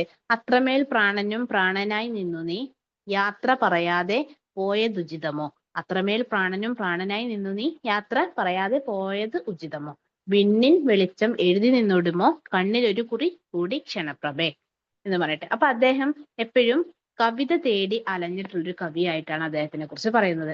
അപ്പൊ അതായത് ഒരു നിത്യസഞ്ചാരിയായിരുന്ന കവി, അല്ലെങ്കിൽ കവിതയെ തേടി അലഞ്ഞ കവി എന്നൊക്കെയാണ് അദ്ദേഹത്തിനെ നമ്മൾ പറയണത്. ആരെ? പി കുഞ്ഞിരാമൻ നായർ. അപ്പൊ പി എന്നുള്ള മഹാകവി അല്ലെങ്കിൽ മഹാനായ പി എന്നൊക്കെ പറയുന്നതൊക്കെ പി കുഞ്ഞിരാമൻ നായരെ പറ്റിയാണ്. അപ്പൊ ഇദ്ദേഹത്തിൽ ഉണ്ടായിരുന്ന ഒന്നെന്ന് പറയുന്നത് നിത്യസഞ്ചാരിയായിരുന്നു. അതായത് നിത്യകന്യകയായ കവിതയെ തേടി അലഞ്ഞൊരു കവിയാണ് ആരെ? പി കുഞ്ഞിരാമൻ നായർ. അപ്പൊ അദ്ദേഹം ഇങ്ങനെ യാത്രയിലായിരുന്നു. അദ്ദേഹം വീടും നാടും കൂടും എല്ലാം ഉപേക്ഷിച്ച് അദ്ദേഹം എന്നും സഞ്ചരിക്കുകയായിരുന്നു. ആ സഞ്ചരിക്കുന്നത് എവിടെയൊക്കെ അദ്ദേഹത്തിന് സഞ്ചരിക്കാൻ പറ്റും അവിടെയൊക്കെ സഞ്ചരിച്ച് വേശ്യാലയങ്ങൾ ഉൾപ്പെടെ അദ്ദേഹം സഞ്ചരിച്ചിട്ടുണ്ട്. കവിതയെ തേടി അലയാണെന്നാ പറയാ. അപ്പൊ നിത്യസഞ്ചാരിയായിരുന്ന നിത്യകന്യകയായ ഒരു കവിതയെ തേടി അദ്ദേഹം എന്നും ഒരു അന്വേഷണത്തിലായിരുന്നു. തന്റെ കവിതയായിരുന്നു അദ്ദേഹം അന്വേഷിച്ചിട്ടുണ്ടായിരുന്നത്. അങ്ങനെ കവിതയെ അന്വേഷിച്ചുകൊണ്ട് നടന്നിരുന്ന ഒരു കവിയാണ്. അദ്ദേഹത്തിന്റെ മരണത്തിന് ശേഷമാണ് എല്ലാവരും ആഘോഷിച്ചിട്ടുള്ളത്. അതായത് ചങ്ങമ്പുഴയുടെ പ്രഭാവത്തില് അന്ന് ജീവിച്ചിരുന്നപ്പോ ചങ്ങമ്പുഴയുടെ പ്രഭാവം കാരണം അറിയപ്പെടാതെ പോയൊരു കവിയാണ് ഇദ്ദേഹം.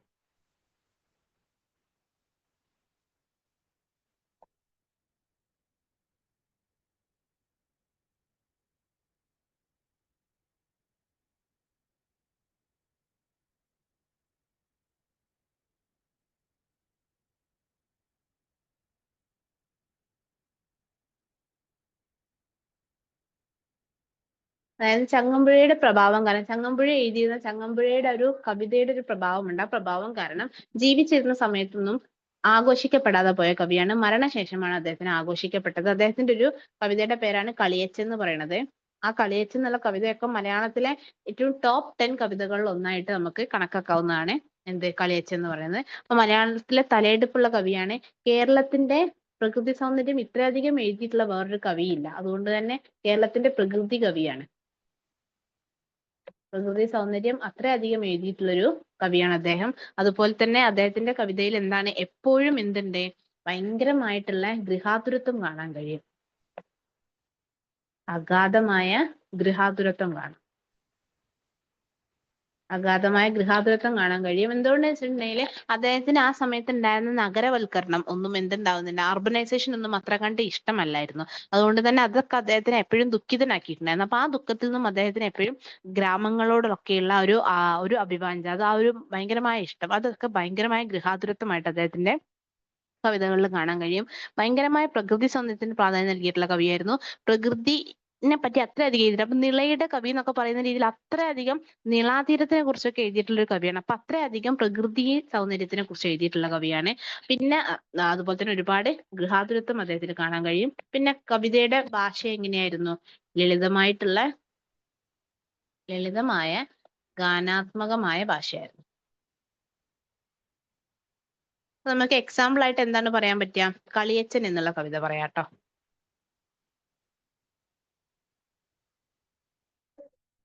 കളിയച്ചൻ എന്നുള്ള കവിത പറയാം. പിന്നെ അതുപോലെ തന്നെ വേറെ അദ്ദേഹത്തിന്റെ വരികൾ വേണമെന്നുണ്ടെങ്കിൽ ഇത് നോക്കാൻ പറ്റുന്നത്. അത്രമേൽ പ്രാണനും പ്രാണനായി നിന്നു നീ യാത്ര പറയാതെ പോയതുചിതമോ. വിണ്ണിൽ വെളിച്ചം എഴുതി നിന്നിടുമോ കണ്ണിൽ ഒരു കുറി കൂടി ക്ഷണപ്രഭേ എന്ന് പറയുന്നത് അത് നമുക്ക് പറയാൻ പറ്റുന്നതാണ്. പിന്നെ അതല്ലാണ്ട് വേറെ കവിതകൾ അദ്ദേഹത്തിന്റെ പറയുകയാണെന്നുണ്ടെങ്കിൽ ഓണനിലാവ് എന്നുള്ളൊരു കവിതയും നമുക്ക് അദ്ദേഹത്തിന്റെ കവിതയായിട്ട് എക്സാമ്പിൾസ് ആയിട്ട് പറയാട്ടോ. ഓണനിലാവ് ഇപ്പൊ പ്രകൃതി സൗന്ദര്യമൊക്കെ പറയുന്ന സമയത്ത് നമുക്ക് ഓണനിലാവ് പറയാം. പിന്നെ അതുപോലെ തന്നെ കളിവഞ്ചിയും അതുപോലെ തന്നെ അദ്ദേഹത്തിന്റെ ഒരു കവിതയാണ്. കളിവഞ്ചി അല്ല, താമരത്തോണി. കളിവഞ്ചി നമ്മൾ നേരത്തെ പറഞ്ഞല്ലോ അല്ലേ, കളിയച്ചൻ. താമരത്തോണി കേട്ടോ, താമരത്തോണി. ഇതും അദ്ദേഹത്തിന്റെ കവിതയാണ്. ഇത്രയും ഈ 2-3 കവിതകളുടെ പേരിനെ എഴുതി വെച്ചാൽ മതി. അപ്പൊ തന്നെ നമുക്ക് എന്ത് ചെയ്യാൻ പറ്റും, ഡീറ്റെയിൽ ആയിട്ട് എഴുതാൻ പറ്റും. പിന്നെ നമുക്ക് ഇനി പേപ്പർ 2-ല് ആറ്റൂർ രവിവർമ്മയുടെ ഒരു കവിതയുണ്ട്, മേഘരൂപം എന്ന് പറഞ്ഞിട്ട്. ആ മേഘരൂപം എന്നുള്ള കവിത പി കുഞ്ഞിരാമൻ നായരെ കുറിച്ചാണ് പറയുന്നത്. അപ്പൊ നമ്മൾ അവിടെ പി കുഞ്ഞിരാമൻ നായരെ കുറിച്ച് കുറച്ചും കൂടെ പഠിക്കും. അപ്പൊ അതുകൊണ്ടാണ് ഞാൻ ചങ്ങമ്പുഴേനെ പറഞ്ഞ അത്ര തന്നെ പി കുഞ്ഞിരാമൻ നായരെ പറയാത്തത് കേട്ടോ. ഓക്കെ ആണല്ലോ?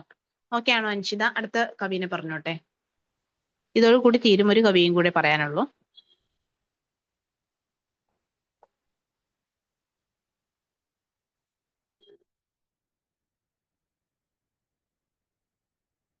ഓക്കെ ആണോ അൻഷിത ഇതുവരെ പറഞ്ഞത്?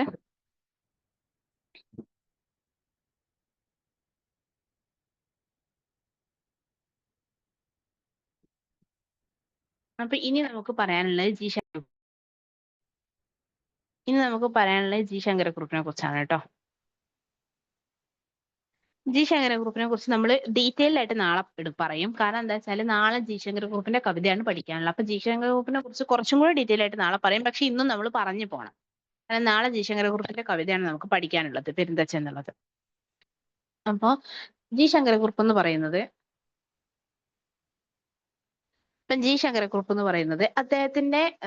അദ്ദേഹം ഒരു 20-ാം നൂറ്റാണ്ടിലെ ആദ്യകാലത്തിലാണ് അദ്ദേഹം ജനിക്കുന്നത്. അദ്ദേഹത്തിന്റെ കവിതകൾ എന്ന് പറയുന്നത്, ആദ്യകാലം ഒന്നും അദ്ദേഹം അങ്ങനെ ഇംഗ്ലീഷ് വിദ്യാഭ്യാസം ഒന്നും കിട്ടിയിട്ടുള്ള ഒരു കവി ആയിരുന്നില്ല. അതുകൊണ്ട് തന്നെ ആദ്യകാല കവിതകളിലൊക്കെ ഒരു നിയോ ക്ലാസിക് സ്വഭാവം, അതായത് എന്താ പറയാ, നമ്മളതിന് മുമ്പ് ഉണ്ടായിരുന്ന ഗൗരവപരമായിട്ടുള്ള സ്വഭാവമൊക്കെ ഉണ്ടായിരുന്ന കവിതകളായിരുന്നു. പിന്നീട് അതിൽ നിന്നും അദ്ദേഹം ഇംഗ്ലീഷ് വിദ്യാഭ്യാസം ഒക്കെ നേടി അദ്ദേഹം അധ്യാപകനായിട്ട് ജോലി ചെയ്യുന്ന കാലത്താണ് അദ്ദേഹം ഇംഗ്ലീഷ് വിദ്യാഭ്യാസം നേടുന്നത്. അതിനുശേഷം അദ്ദേഹം പാശ്ചാത്യ റൊമാൻറ്റിക് കവിതകളെയൊക്കെ കൂടുതൽ വായിച്ചതിന് ശേഷമാണ് അദ്ദേഹത്തിന്റെ കവിതകളിൽ റൊമാൻറ്റിക് കവിതകൾ വരാൻ തുടങ്ങിയത്. അപ്പൊ അദ്ദേഹത്തിന് നമ്മൾ എപ്പോഴും പറയുന്നത്, അദ്ദേഹം ഫസ്റ്റത്തെ ഒരു കാര്യം എന്ന് പറയുന്നത് ഒരുപാട് ഭാവ കവിതകൾ എഴുതിയിട്ടുള്ള ആളാണ്. അപ്പൊ ഭാവ ഗീതങ്ങൾ ഒരുപാട് എഴുതിയിട്ടുണ്ട്. ഒരു ഭാവഗീതം എന്ന് പറഞ്ഞാൽ എന്താണ്? ഒരു ഭാവത്തിന് കൂടുതൽ പ്രാധാന്യം കൊടുക്കുക. ഏതെങ്കിലും ഒരു ഭാവത്തിനായിരിക്കും കൂടുതൽ പ്രാധാന്യം കൊടുക്കുന്നുണ്ടാവുക. ഇപ്പൊ എക്സാമ്പിള് സൂര്യകാന്തിയിൽ എന്താണ്? പ്രണയം എന്നുള്ള ഒരു ഭാവത്തിനാണ് പ്രാധാന്യം കൊടുക്കുന്നത്, അല്ലെങ്കിൽ പ്രണയനഷ്ടം എന്നുള്ള രീതിയിൽ. ഇനി അതുപോലെ തന്നെ പെരുന്തച്ഛൻ എന്നുള്ള കവിതയിൽ എന്താണ്? വാർദ്ധക്യം, അതുപോലെ തന്നെ വിഷാദം, ഇതിന് രണ്ടിനുമാണ് പ്രാധാന്യം കൊടുക്കുക. അപ്പൊ ഒരു ഭാവമാണ് അവിടെ, വാർദ്ധക്യത്തിലെ വിഷാദം അല്ലേ. അപ്പൊ വാർദ്ധക്യം എന്നുള്ള ആ ഒരു ഭാവത്തിനാണ് പ്രാധാന്യം കൊടുക്കുന്നത് പറയാൻ പറ്റും. അപ്പൊ ഏതെങ്കിലും ഒരു ഭാവം തുടക്കം മുതൽ അവസാനം വരെ ഒരേ ഭാവത്തിന് പ്രാധാന്യം കൊടുത്ത് എഴുതുന്ന കവിതകളെയാണ് നമ്മൾ ഭാവഗീതങ്ങൾ എന്ന് പറയുന്നത്. അപ്പൊ അദ്ദേഹത്തിന്റെ കവിതകൾ അധികം ഭാവഗീതങ്ങളായിരുന്നു. 2, സിംബോളിക് കവി എന്ന് അദ്ദേഹത്തിനെ പറയുന്നുണ്ട്. സിംബോളിക് കവി എന്ന് പറയുന്നത് എന്തുകൊണ്ടാണ്? അദ്ദേഹം ഒരുപാട് സിംബോളിസം വെച്ചിട്ടാണ് എഴുതിയിട്ടുള്ളത്. അത് ഞാൻ ഇപ്പൊ നേരത്തെ പറഞ്ഞിട്ടുണ്ടായിരുന്നല്ലേ, എന്റെ വേളി എന്നുള്ള കവിത പറയാം നമുക്ക്. എന്റെ വേളി. അപ്പൊ ഇവിടെ എന്താണ്? മരണത്തിനെ ആരായിട്ടാണ് പറയുന്നത്? വരൻ ആയിട്ടാണ് പറയുന്നത്. അതായത് വിവാഹം കഴിക്കാൻ വരുന്ന വരനായിട്ടാണ് മരണത്തിനെ പറയുന്നത്. മരണമാണ് വരനായിട്ട് വരുന്നത്. വിവാഹം കഴിച്ച് കൊണ്ടുപോകുന്നതാണ് എന്താണ്? മരിച്ചു പോകുക എന്നുള്ളതാണ്. അപ്പൊ അതാണ് എന്റെ വേളി എന്നുള്ള കവിതയിൽ പറഞ്ഞത്. അപ്പൊ അവിടെ എന്താണ്? മരണത്തിനെ വരനായിട്ട് സിംബലൈസ് ചെയ്യാണ്, അതായത് ഒരു സിമ്പൽ വെച്ച് ചെയ്യാണ്. അപ്പൊ അതിനാണ് സിംബോളിക് കവി എന്ന് പറയുന്നത്. ഓക്കെ ആണല്ലോ? അതുപോലെ തന്നെ അദ്ദേഹത്തിന്റെ കവിതകളിൽ കാണാൻ പറ്റുന്നതായിരുന്നു മരണത്തിനെ കുറിച്ചുള്ള ഒരു അങ്കലാപ്പ്.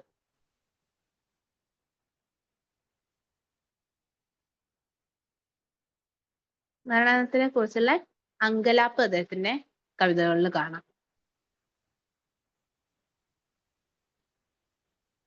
അങ്കലാപ്പ് അദ്ദേഹത്തിന്റെ കവിതകളിൽ കാണാം. അപ്പൊ അതിന് എക്സാമ്പിൾ ആയിട്ട് പറയാൻ പറ്റുന്നതാണ് ഇന്നു നീ നാളെ ഞാൻ എന്നുള്ള കവിത. ഇന്നു നീ നാളെ ഞാൻ എന്നുള്ള കവിതയില് മരണത്തിനെ കുറിച്ചുള്ള ഒരു അങ്കലാപ്പ്, ഒരു പേടി, ആ മരണത്തിനെ കുറിച്ച് ജീവിക്കുമ്പോ അപ്പൊ ജീവിതം എപ്പോഴും ഭയങ്കര ക്ഷണികമാണ്, കുറച്ചു കാലം മാത്രമാണ് ജീവിതം. ആ ക്ഷണികമായ ജീവിതത്തിനെ കുറിച്ച് ഉള്ള വിട്ടുമാറാത്തൊരു ചിന്ത, എപ്പോഴും മരണത്തിനെ കുറിച്ച് ഒരു അശാന്തിയോട് കൂടി, മരണത്തിനെ കുറിച്ച് ഒരു ആകുലതയോട് കൂടി ചിന്തിക്കുന്ന രീതി, ഇതൊക്കെ ജി ശങ്കരക്കുറുപ്പിന്റെ കവിതകളിൽ നമുക്ക് കാണാൻ പറ്റുന്നതാണ്. പിന്നെ അതുപോലെ തന്നെ അദ്ദേഹത്തിൽ കാണാൻ പറ്റുന്ന മറ്റൊന്നാണ് ആസ്തിക്യബോധം. ആസ്തിക്യബോധം എന്ന് പറഞ്ഞാൽ എന്താണെന്ന് അറിയോ? ആസ്തിക്യബോധം എന്ന് പറഞ്ഞിട്ടുണ്ടെങ്കിൽ ഒരു ഐഡന്റിറ്റി ക്രൈസിസ്. അതായത് ആരാണ് എന്നുള്ളത് ഒരു ഐഡന്റിറ്റി ക്രൈസിസ്, അസ്തിത്വ ബോധം എന്ന് പറയുമല്ലോ, സ്വന്തം ഐഡന്റിറ്റിയെ കുറിച്ചുള്ള ഒരു ബോധം, അതാണ് ആസ്തിക്യബോധം, അസ്തിത്വ ബോധം എന്ന് പറയുന്നത്. അപ്പൊ അദ്ദേഹത്തിന്റെ ഒരു കവിതയാണത് വിശ്വദർശനം എന്ന് പറയുന്നത്. വിശ്വദർശനം എന്നുള്ള കവിതയിലൊക്കെ നമുക്ക് ഈ ആസ്തിക്യബോധം, താൻ ഞാൻ ആര് എന്നുള്ള ഒരു ചിന്ത, ആ ചിന്തയിൽ നിന്നും അതിനെ എന്ത് ചെയ്യും, ഒരു സ്പിരിച്വൽ രീതിയിലേക്ക്, ഒരു ആത്മീയ രീതിയിലേക്ക് അതിനെ കണക്ട് ചെയ്യും. അപ്പൊ ആസ്തിക്യ ബോധത്തിൽ നിന്നും ഒരു അസ്തിത്വ ബോധത്തിൽ നിന്നും ഒരു എന്ത് ചെയ്യും, അതിന് ആത്മീയതയിലേക്ക് കണക്ട് ചെയ്യുന്നതാണ് അസ്തിത്വ ബോധം, പിന്നീട് ആത്മീയതയിലേക്ക് കണക്ട് ചെയ്യുന്നതാണ് നമ്മൾ ആസ്തിക്യ ബോധം എന്ന് പറയാം. കേരള വിശ്വദർശനം പോലെയുള്ള കവിതകളിൽ കാണാൻ പറ്റും. പിന്നെ അദ്ദേഹത്തിന്റെ കവിതകളിൽ എപ്പോഴും കാണാൻ പറ്റുന്ന എന്ത്, ഹ്യൂമനിസം എന്ന് പറയുന്നത്, അതായത് മാനുഷികമായിട്ടുള്ള ചിന്ത, അതുപോലെ തന്നെ മാർക്സിയൻ ദർശനം. മാർക്സിയൻ ദർശനം എന്നൊക്കെ പറയുന്നത് എന്താണ്, ഭയങ്കരമായിട്ടുള്ള ഒരു ഈ തുല്യതാ ബോധത്തിനെ കുറിച്ചൊക്കെയുള്ള അല്ലെ. അപ്പൊ അത് സ്വാതന്ത്ര്യ ബോധം ഉണ്ടാവും അതില്, അതുപോലെ തന്നെ ദേശീയ ബോധം ഉണ്ടാവും. ഇതൊക്കെയാണ് ഹ്യൂമനിസം, അതുപോലെ തന്നെ മാർക്സിയൻ ദർശനം എന്നൊക്കെ പറഞ്ഞാൽ. ഇതൊക്കെയാണ് അദ്ദേഹത്തിന്റെ കവിതകളിൽ കാണാൻ പറ്റുന്നത്. അപ്പൊ നമ്മളിതിന് ഉദാഹരണങ്ങളായിട്ടാണ് എന്ത് പറഞ്ഞത്, ഒന്ന് ഇപ്പൊ നമ്മൾ പറഞ്ഞു ഭാവഗീതങ്ങൾ, ഒരു ഭാവത്തിന് പ്രാധാന്യം കൊടുത്തിരുന്നു. അപ്പൊ നമുക്കതിന് പെരുന്തച്ഛൻ ഉദാഹരണം പറയാം. അതുപോലെ തന്നെ സിംബോളിക് കവിയാണെന്ന് പറഞ്ഞു, സിമ്പിൾസിന് പ്രാധാന്യം കൊടുത്തിട്ട് എഴുതുന്നു.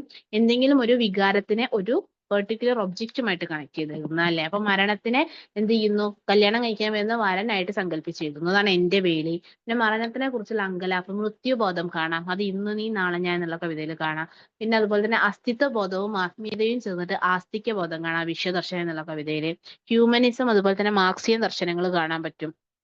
അതിന് ഉദാഹരണമായിട്ട് നമുക്ക് നായ്ക്കർ എന്നുള്ള കവിത എടുക്കാട്ടോ. നായ്ക്കർ എന്നല്ല നായ്ക്കൻ എന്നുള്ള കവിത എടുക്കാം. പിന്നെ അതുപോലെ തന്നെ ബാക്കി കാൽപ്പനിക കവികളിൽ കാണുന്ന പോലെ തന്നെ എന്തുണ്ട്, പ്രകൃതി സ്നേഹം കാണുന്നുണ്ട്. അതുകൊണ്ടാണ് സൂര്യകാന്തി എന്നുള്ള കവിത. അതിൽ സൂര്യകാന്തിയും സൂര്യനും തമ്മിലുള്ള പ്രണയമാണെങ്കിലും അവിടെ എന്ത് വരുന്നുണ്ട്, പ്രണയം വരുന്നുണ്ട്. അതുപോലെ തന്നെ എന്ത് വരുന്നുണ്ട്, പ്രകൃതി സ്നേഹവും വരുന്നത്. അപ്പൊ പ്രണയം, പ്രകൃതി സ്നേഹം ഒക്കെ അദ്ദേഹത്തിന്റെ കവിതകളിൽ കാണാം. ഓക്കെ ആണല്ലോ. അപ്പൊ ഇത്രയാണ് നമുക്ക് കവികളെ കുറിച്ച് പറയാനുള്ളത്. ഇനി നമുക്ക് പറയാനുള്ളത്, ഇത്രയും പറഞ്ഞത് ഓക്കെയാണോ? ഇനി നമുക്ക് മുൻവർഷ ചോദ്യങ്ങളൊന്ന് ഡിസ്കസ് ചെയ്യണം. ഈ ചാപ്റ്ററിൽ നിന്ന് ചോദിച്ചിട്ടുള്ള, അതിനുശേഷം നമുക്ക് ഒരു ഉത്തരം എഴുതി നോക്കുകയും ചെയ്യണം. അപ്പൊ ഇത്രയും പറഞ്ഞ കാര്യങ്ങൾ ഓക്കെയാണോ എന്നുള്ളതൊന്ന് പറയണേ. അൻഷിത മൈക്രോണ് കുഴപ്പമില്ല. അപ്പൊ എന്താണ് ഫീൽ ചെയ്യുന്നത്, ഇത്രയും കേട്ടതിൽ എന്താണ്, എങ്ങനെയുണ്ട് എന്നുള്ളത് ഓക്കെ ആണെന്നുള്ളത്.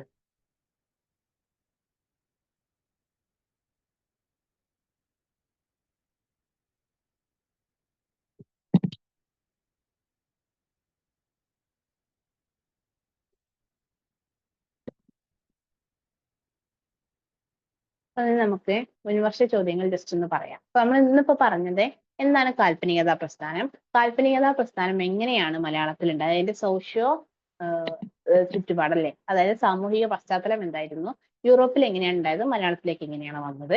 ദെൻ കാൽപ്പനികതാ പ്രസ്ഥാനം തുടങ്ങി വെച്ചത് ആധുനിക കവിത്രയത്തിലാണെന്ന് പറഞ്ഞു. ആ ആധുനിക കവിത്രയം നമുക്ക് പഠിക്കാനുള്ള വേറെ ചാപ്റ്ററാണ്. അതിനുശേഷം നമുക്ക് ആധുനിക കവിത്രയത്തിന് ശേഷം കാൽപ്പനികതയിൽ വസന്തം തീർത്തത് ആരൊക്കെയാണ്. അപ്പൊ അവിടെ നമ്മൾ പറഞ്ഞു കാൽപ്പനികതയുടെ രൂപപരം, അതായത് ഭാഷാപരമായ സവിശേഷതകൾ എന്തൊക്കെയാണ്, ഭാവപരം സാഹിത്യപരമായ സവിശേഷതകൾ എന്തൊക്കെയാണെന്ന് നമ്മൾ പറഞ്ഞു. ആ സവിശേഷതകളെ എങ്ങനെയൊക്കെയാണ് ചങ്ങമ്പുഴയിൽ കാണുന്നത്, എടപ്പള്ളി രാഘവൻ പിള്ളയിൽ കാണുന്നത്, അതുപോലെ തന്നെ ജി ശങ്കരക്കുറുപ്പ് എന്ന കവിയിൽ കാണുന്നത്, പി കുഞ്ഞിരാമൻ നായർ എന്ന കവിയിൽ കാണുന്നത്. അപ്പം 4 പ്രധാനപ്പെട്ട കാൽപ്പനിക കവികളെയാണ് നമ്മൾ ഡിസ്കസ് ചെയ്യുന്നത്. ഇനി നമ്മൾ ഡിസ്കസ് ചെയ്യാൻ പോകുന്നത് എങ്ങനെയൊക്കെയാണ് ഈ ഒരു ചാപ്റ്ററിൽ നിന്നും ക്വസ്റ്റ്യൻ വന്നിട്ടുള്ളതെന്നാണ് ഒന്നാമത് പറയാൻ പോകുന്നത്. രണ്ടാമത്തെ കാര്യം, നമുക്ക് ഏതെങ്കിലും ഒരു ഉത്തരം എടുത്തിട്ട് നമ്മൾ എന്ത് ചെയ്യും, എഴുതി നോക്കും. ഓക്കെ ആണോ? ഇത്രയാണ് ഇനി നമുക്ക് ചെയ്യാനുള്ളത്. അപ്പൊ ആദ്യം നമ്മള് ചോദ്യങ്ങൾ ജസ്റ്റ് നോക്കാം. ജസ്റ്റ് ചോദ്യങ്ങൾ ഇങ്ങനെ പറഞ്ഞു പോവാം. അപ്പൊ ഈ വർഷം നമുക്ക് എന്ത് ചെയ്തിട്ടില്ല, അധികം ചോദ്യങ്ങൾ ഈ ഒരു ചാപ്റ്ററിൽ നിന്നും ചോദിച്ചിട്ടില്ല. ജസ്റ്റ് നോക്കട്ടെ തന്നെ.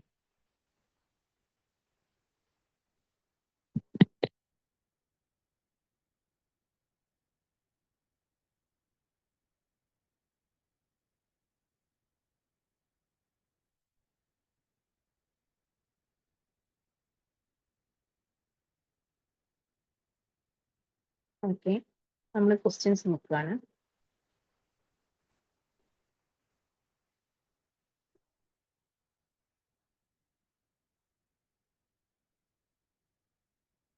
ക്വസ്റ്റ്യൻസ് നോക്കുന്ന സമയത്ത് ഒറ്റ മിനിറ്റ് ഞാൻ ക്വസ്റ്റ്യൻ ഒന്ന് നോക്കട്ടെ.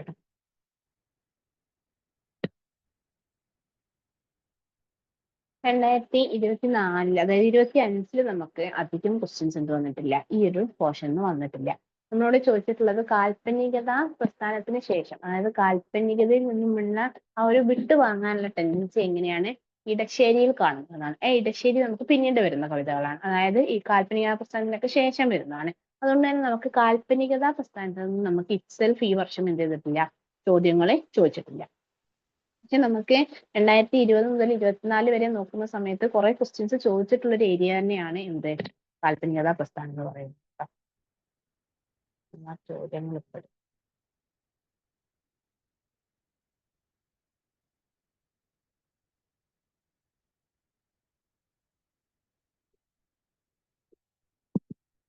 PYQs നോക്കുന്ന സമയത്ത് നമുക്ക് ഒരുപാട് ക്വസ്റ്റ്യൻസ് ഈ ഒരു ചാപ്റ്ററിൽ നിന്ന് വന്നിട്ടുണ്ട്. ഒരുപാട് ക്വസ്റ്റ്യൻസ് വെച്ചാൽ ഭയങ്കരമായിട്ടല്ല, ഇതുപോലെ തന്നെ പി കുഞ്ഞിരാമൻ നായരെ ചോദിച്ചിട്ടുണ്ട്, അതുപോലെ തന്നെ ചങ്ങമ്പുഴനെ ചോദിച്ചിട്ടുണ്ട്, അങ്ങനെ ഓരോരോ എഴുത്തുകാരെയും ചോദിച്ചിട്ടുണ്ട്. നമ്മൾ നോക്കുകയാണെന്നുണ്ടെങ്കിൽ ഫസ്റ്റ് ക്വസ്റ്റ്യൻ ആയിട്ട് ഞാൻ പറയാം. കേൾക്കുന്നുണ്ടല്ലോ അല്ലേ ക്വസ്റ്റ്യൻ പറയുന്നത്? അപ്പോൾ ഒരു ഫസ്റ്റ് ക്വസ്റ്റ്യൻ ആയിട്ട് നമ്മൾ പറയുന്നത് 2021 വന്നിട്ടുള്ള ഒരു ചോദ്യമാണ്. 2020 വന്നിട്ടുള്ള ചോദ്യമാണ്. ചങ്ങമ്പുഴയുടെയും പിയുടെയും കാൽപ്പനിക ഭാവുകത്വത്തെ താരതമ്യം ചെയ്യുക എന്നുള്ളത്. അതായത് ചങ്ങമ്പുഴ അതുപോലെ തന്നെ പി കുഞ്ഞിരാമൻ നായർ, അപ്പൊ ഇവർ രണ്ടുപേരെയും നമ്മൾ പഠിച്ചു അല്ലേ. അപ്പൊ ഇവരുടെ കാൽപ്പനിക ഭാവുകത്വത്തെ താരതമ്യം ചെയ്യുക എന്ന് പറഞ്ഞാൽ എന്താണ്, ഇവരിൽ കാൽപ്പനികത എങ്ങനെയാണ് കാണുന്നുണ്ടായിരുന്നത് എന്ന് നമ്മൾ താരതമ്യം ചെയ്ത് പറയാനാണ് പറയുന്നത്.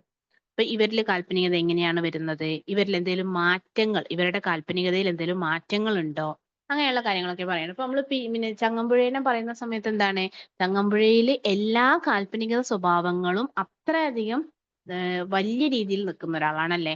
ഗൃഹാതുരത്വം, മരണത്തിനോടുള്ള കാര്യങ്ങൾ, അങ്ങനെ എല്ലാം ഭയങ്കരമായിട്ട് നിൽക്കുന്നതാണ് ചങ്ങമ്പുഴയിലുള്ളത്.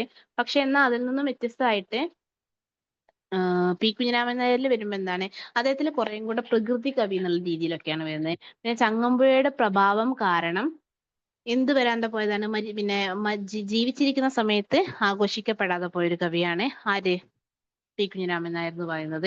അപ്പൊ അതൊക്കെ നമുക്ക് ചേർത്ത് പറയാൻ പറ്റുന്നതാണ്. പിന്നെ അതുപോലെ തന്നെ ചങ്ങമ്പുഴയിൽ കുറേയും കൂടെ പാശ്ചാത്യ സ്വാധീനം, അതായത് വെസ്റ്റേൺ കവികൾ അതുപോലെ ചേർത്ത്, അതേപോലെ തന്നെ ചങ്ങമ്പുഴ എന്ത് ചെയ്തിട്ടുണ്ട്, വെസ്റ്റേൺ കവികളിൽ കാണുന്ന റൊമാൻറ്റിക് സ്വഭാവങ്ങളെല്ലാം തന്നെ ചേർത്ത് എഴുതിയിട്ടുള്ളതാണ്. പക്ഷെ പി കുഞ്ഞിരാമൻ നായരിലേക്ക് വരുന്ന സമയത്ത് അത്രയധികം പാശ്ചാത്യ സ്വാധീനമല്ല കാണുന്നത്, പകരം നമ്മുടെ കേരളം, നമ്മുടെ നിളാനദി, നമ്മുടെ ആ ഒരു സ്വന്തം എന്നുള്ള കേരളീയത എന്ന് പറയുന്ന ആ സാധനം ഉണ്ടല്ലോ, അങ്ങനെ ചേർത്ത് എഴുതിയിട്ടുള്ള ആളാണ് ആര്, പി കുഞ്ഞിരാമൻ നായർ എന്ന് പറയുന്നത്. അപ്പൊ ഇവർ രണ്ടുപേരെയും തമ്മിൽ കമ്പയർ ചെയ്യാൻ പറഞ്ഞിട്ടുള്ള ഒരു ചോദ്യമുണ്ട്.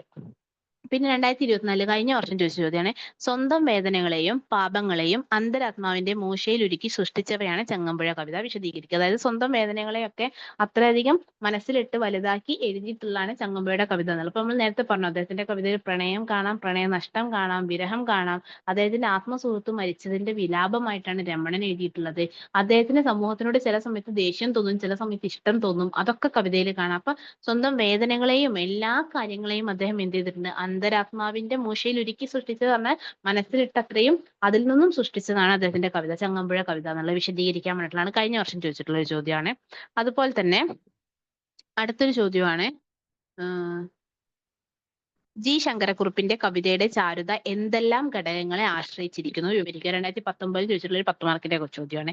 ജി ശങ്കരക്കുറുപ്പിന്റെ കവിതയുടെ ചാരുത എന്ന് പറഞ്ഞാൽ ആ കവിതയുടെ സ്വഭാവം അത് ഏതെല്ലാം ഘടകങ്ങളെ ആശ്രയിച്ചിരിക്കുന്നു. അപ്പൊ നമ്മൾ നേരത്തെ പറഞ്ഞ പോലെ ഭാവഗീതങ്ങളുണ്ട്, പിന്നെ അതുപോലെ തന്നെ എന്തുണ്ട്, സിംബോളിക് കവിയാണ് അദ്ദേഹം, സിമ്പിൾസ് വെച്ച് എഴുതിയിട്ടുണ്ട്, പ്രതീകങ്ങൾ വെച്ച് എഴുതിയിട്ടുണ്ട്, മൃത്യുബോധം അദ്ദേഹത്തിന്റെ കവിതയിലുണ്ട്, മരണത്തിനോടുള്ള ഒരു ആശങ്ക അദ്ദേഹത്തിന്റെ കവിതയിൽ കാണാം, പ്രണയം അദ്ദേഹത്തിന്റെ കവിതയിൽ കാണുന്നുണ്ട്. അതുപോലെ തന്നെ നമ്മൾ പറഞ്ഞ എന്തായിരുന്നു, അദ്ദേഹത്തിന്റെ കവിതയിൽ ആസ്തിക്യ ബോധം അല്ലെ, അദ്ദേഹത്തിന്റെ കവിതയിൽ ഒരു സ്വത്വബോധവും അതുപോലെ തന്നെ അതിൽ നിന്നുള്ള ഒരു ആത്മീയതയും കാണാൻ പറ്റും, ഹ്യൂമനിസ്റ്റ് ദർശനങ്ങൾ, മാർക്സിസ്റ്റ് ദർശനങ്ങളൊക്കെ കാണാൻ പറ്റും. ഇതെല്ലാമാണ് നമ്മൾ പറഞ്ഞത്.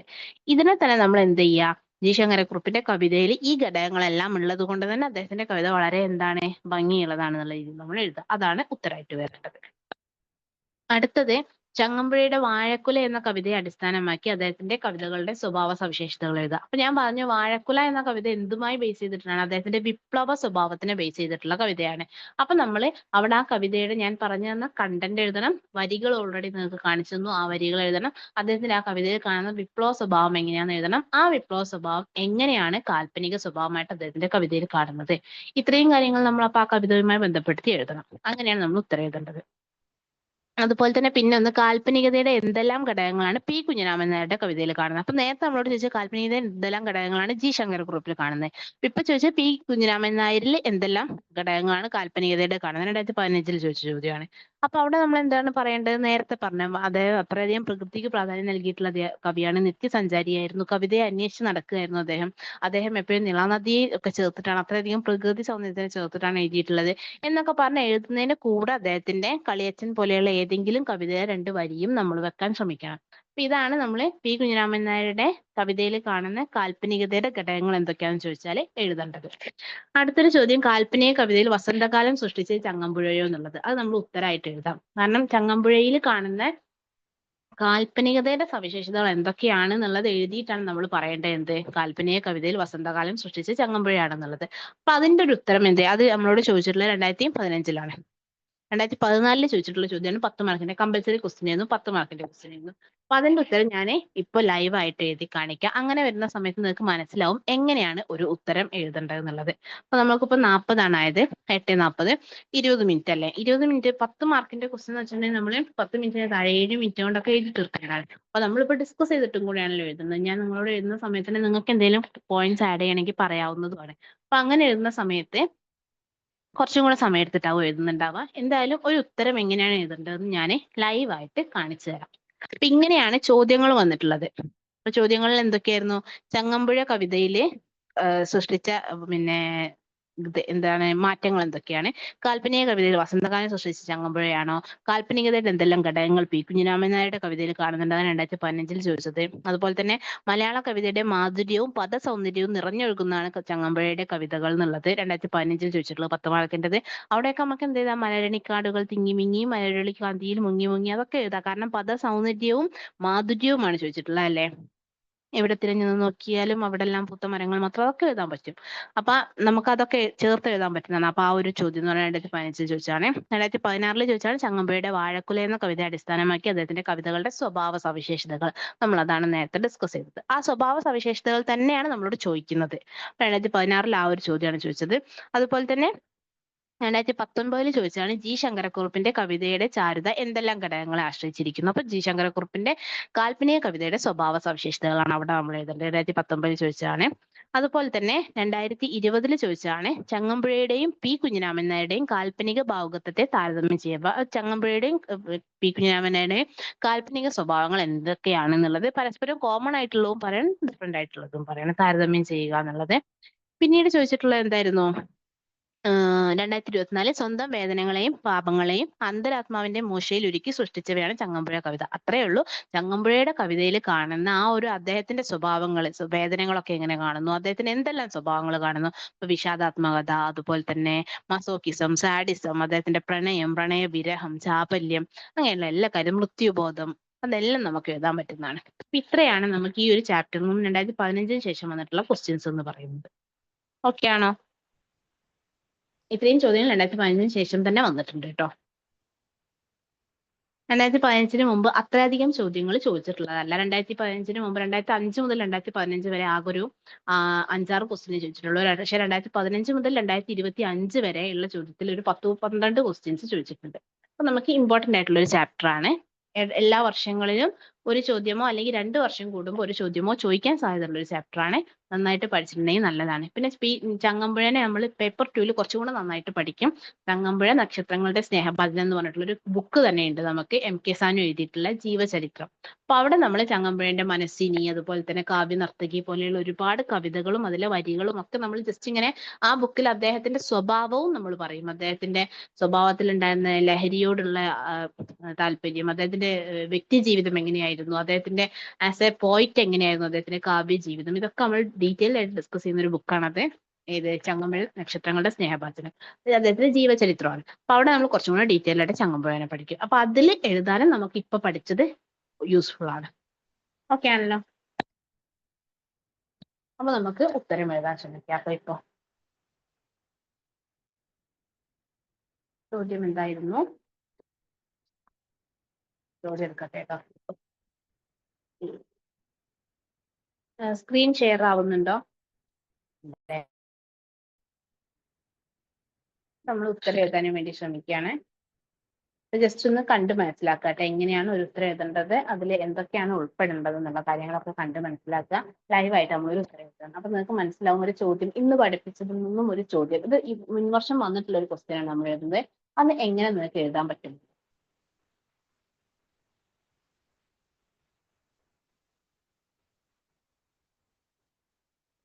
First question എഴുതാണ്. കാൽപ്പനിക കവിതയിൽ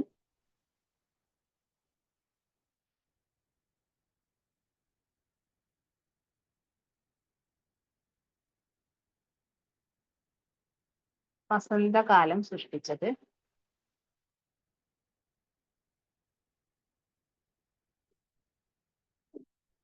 ചങ്ങമ്പുഴയാണ്, ശരിയോ? ഇതാണ് ചോദ്യം.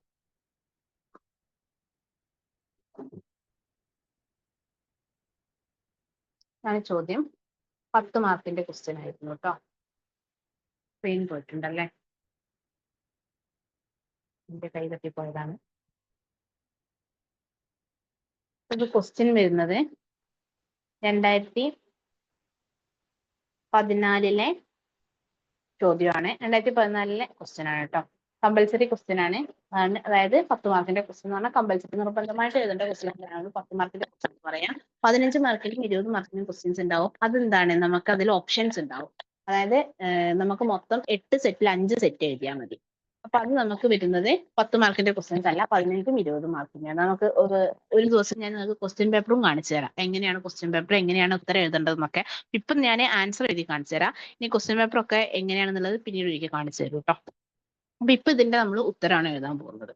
അതായത് കാൽപ്പനിക കവിതയിൽ വസന്തകാലം സൃഷ്ടിച്ച് ചങ്ങമ്പുഴയാണ് ശരിയോ എന്നുള്ളത്. അപ്പൊ നമ്മളൊരു ചോദ്യത്തിന്റെ ഇൻട്രൊഡക്ഷൻ എഴുതുന്ന സമയത്ത് നമ്മൾ ആദ്യം ചെയ്യേണ്ടത് നമ്മൾ ആ ചോദ്യത്തിനെ കറക്റ്റ് ആയിട്ട് മനസ്സിലാക്കണം. അപ്പൊ ഇവിടെ നമുക്ക് ചോദിച്ചിട്ടുള്ളത് ചങ്ങമ്പുഴയെ കുറിച്ചാണ്.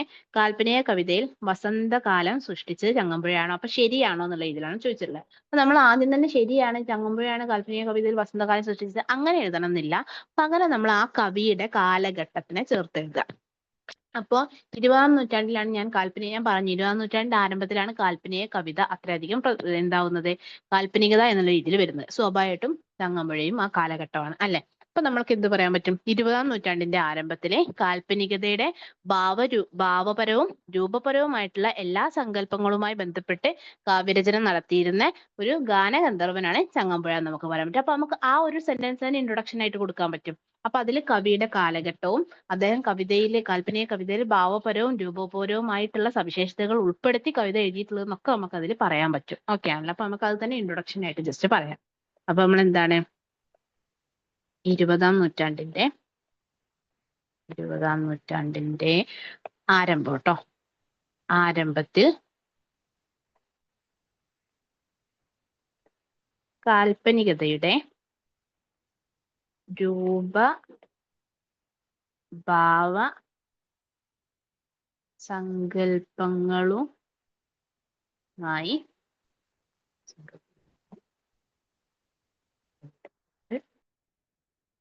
ഇതാണ് നമ്മൾ ഇൻട്രോ ആയിട്ട് എഴുതുന്നത്.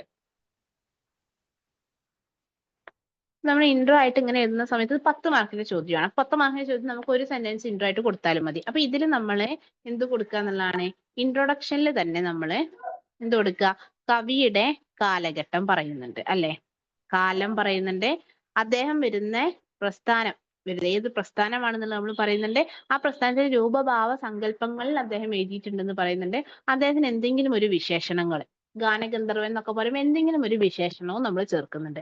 അങ്ങനെ വരുന്ന സമയത്ത് എന്താണ്, നമ്മൾ ആ ഒരു ഇൻട്രൊഡക്ഷനിൽ തന്നെ നമ്മൾ ഒരു ലേൺഡ് പേഴ്സൺ ആണ്, നമ്മൾ ചങ്ങമ്പുഴനെ പറ്റിയൊക്കെ നന്നായിട്ട് അറിയുന്ന ഒരാളാണ്, ആ ചാപ്റ്റർ നല്ല രീതിയിൽ വൃത്തിക്ക് പഠിച്ചിട്ടുള്ള ഒരാളാണെന്ന് ഇവാലുവേറ്ററിന് ഫീൽ ചെയ്യും.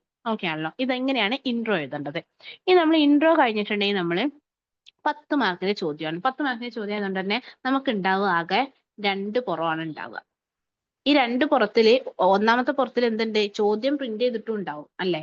അപ്പൊ നമുക്ക് വളരെ കുറച്ച് സ്പേസേ ഉള്ളൂ, 150 വാക്കിന് താഴെ എഴുതാനുള്ള സ്പേസ് ഉള്ളൂ. അവിടെ നമ്മളെ എന്ത് എഴുതണം, കാൽപ്പനിക കവിതയിൽ വസന്തകാലം സൃഷ്ടിച്ചു എന്ന് പറയുമ്പോൾ അത്രയധികം കവിതകള് കാൽപ്പനികതയുടെ എല്ലാ സവിശേഷതയും ചേർത്ത് എഴുതിയിട്ടുള്ള ആളാണ് ചങ്ങമ്പുഴ. നമുക്ക് എന്ത് ചെയ്യണം, സ്ഥാപിക്കണം അല്ലെ. അപ്പൊ നമ്മൾ നേരെ എന്ത് ചെയ്യും, കണ്ടന്റിലേക്ക് കടക്കുകയാണ് ചെയ്യുക. കണ്ടന്റിലേക്ക് കടക്കുമ്പോൾ നമ്മൾ ഫസ്റ്റ് പാരഗ്രാഫിൽ കാൽപ്പനികതയുടെ എന്തെല്ലാം ഭാഷാപരമായ സവിശേഷതകൾ അദ്ദേഹത്തിന്റെ കവിതയിൽ കാണുന്നു, ഒരു 2 വരി എക്സാമ്പിൾ കൊടുക്കുക.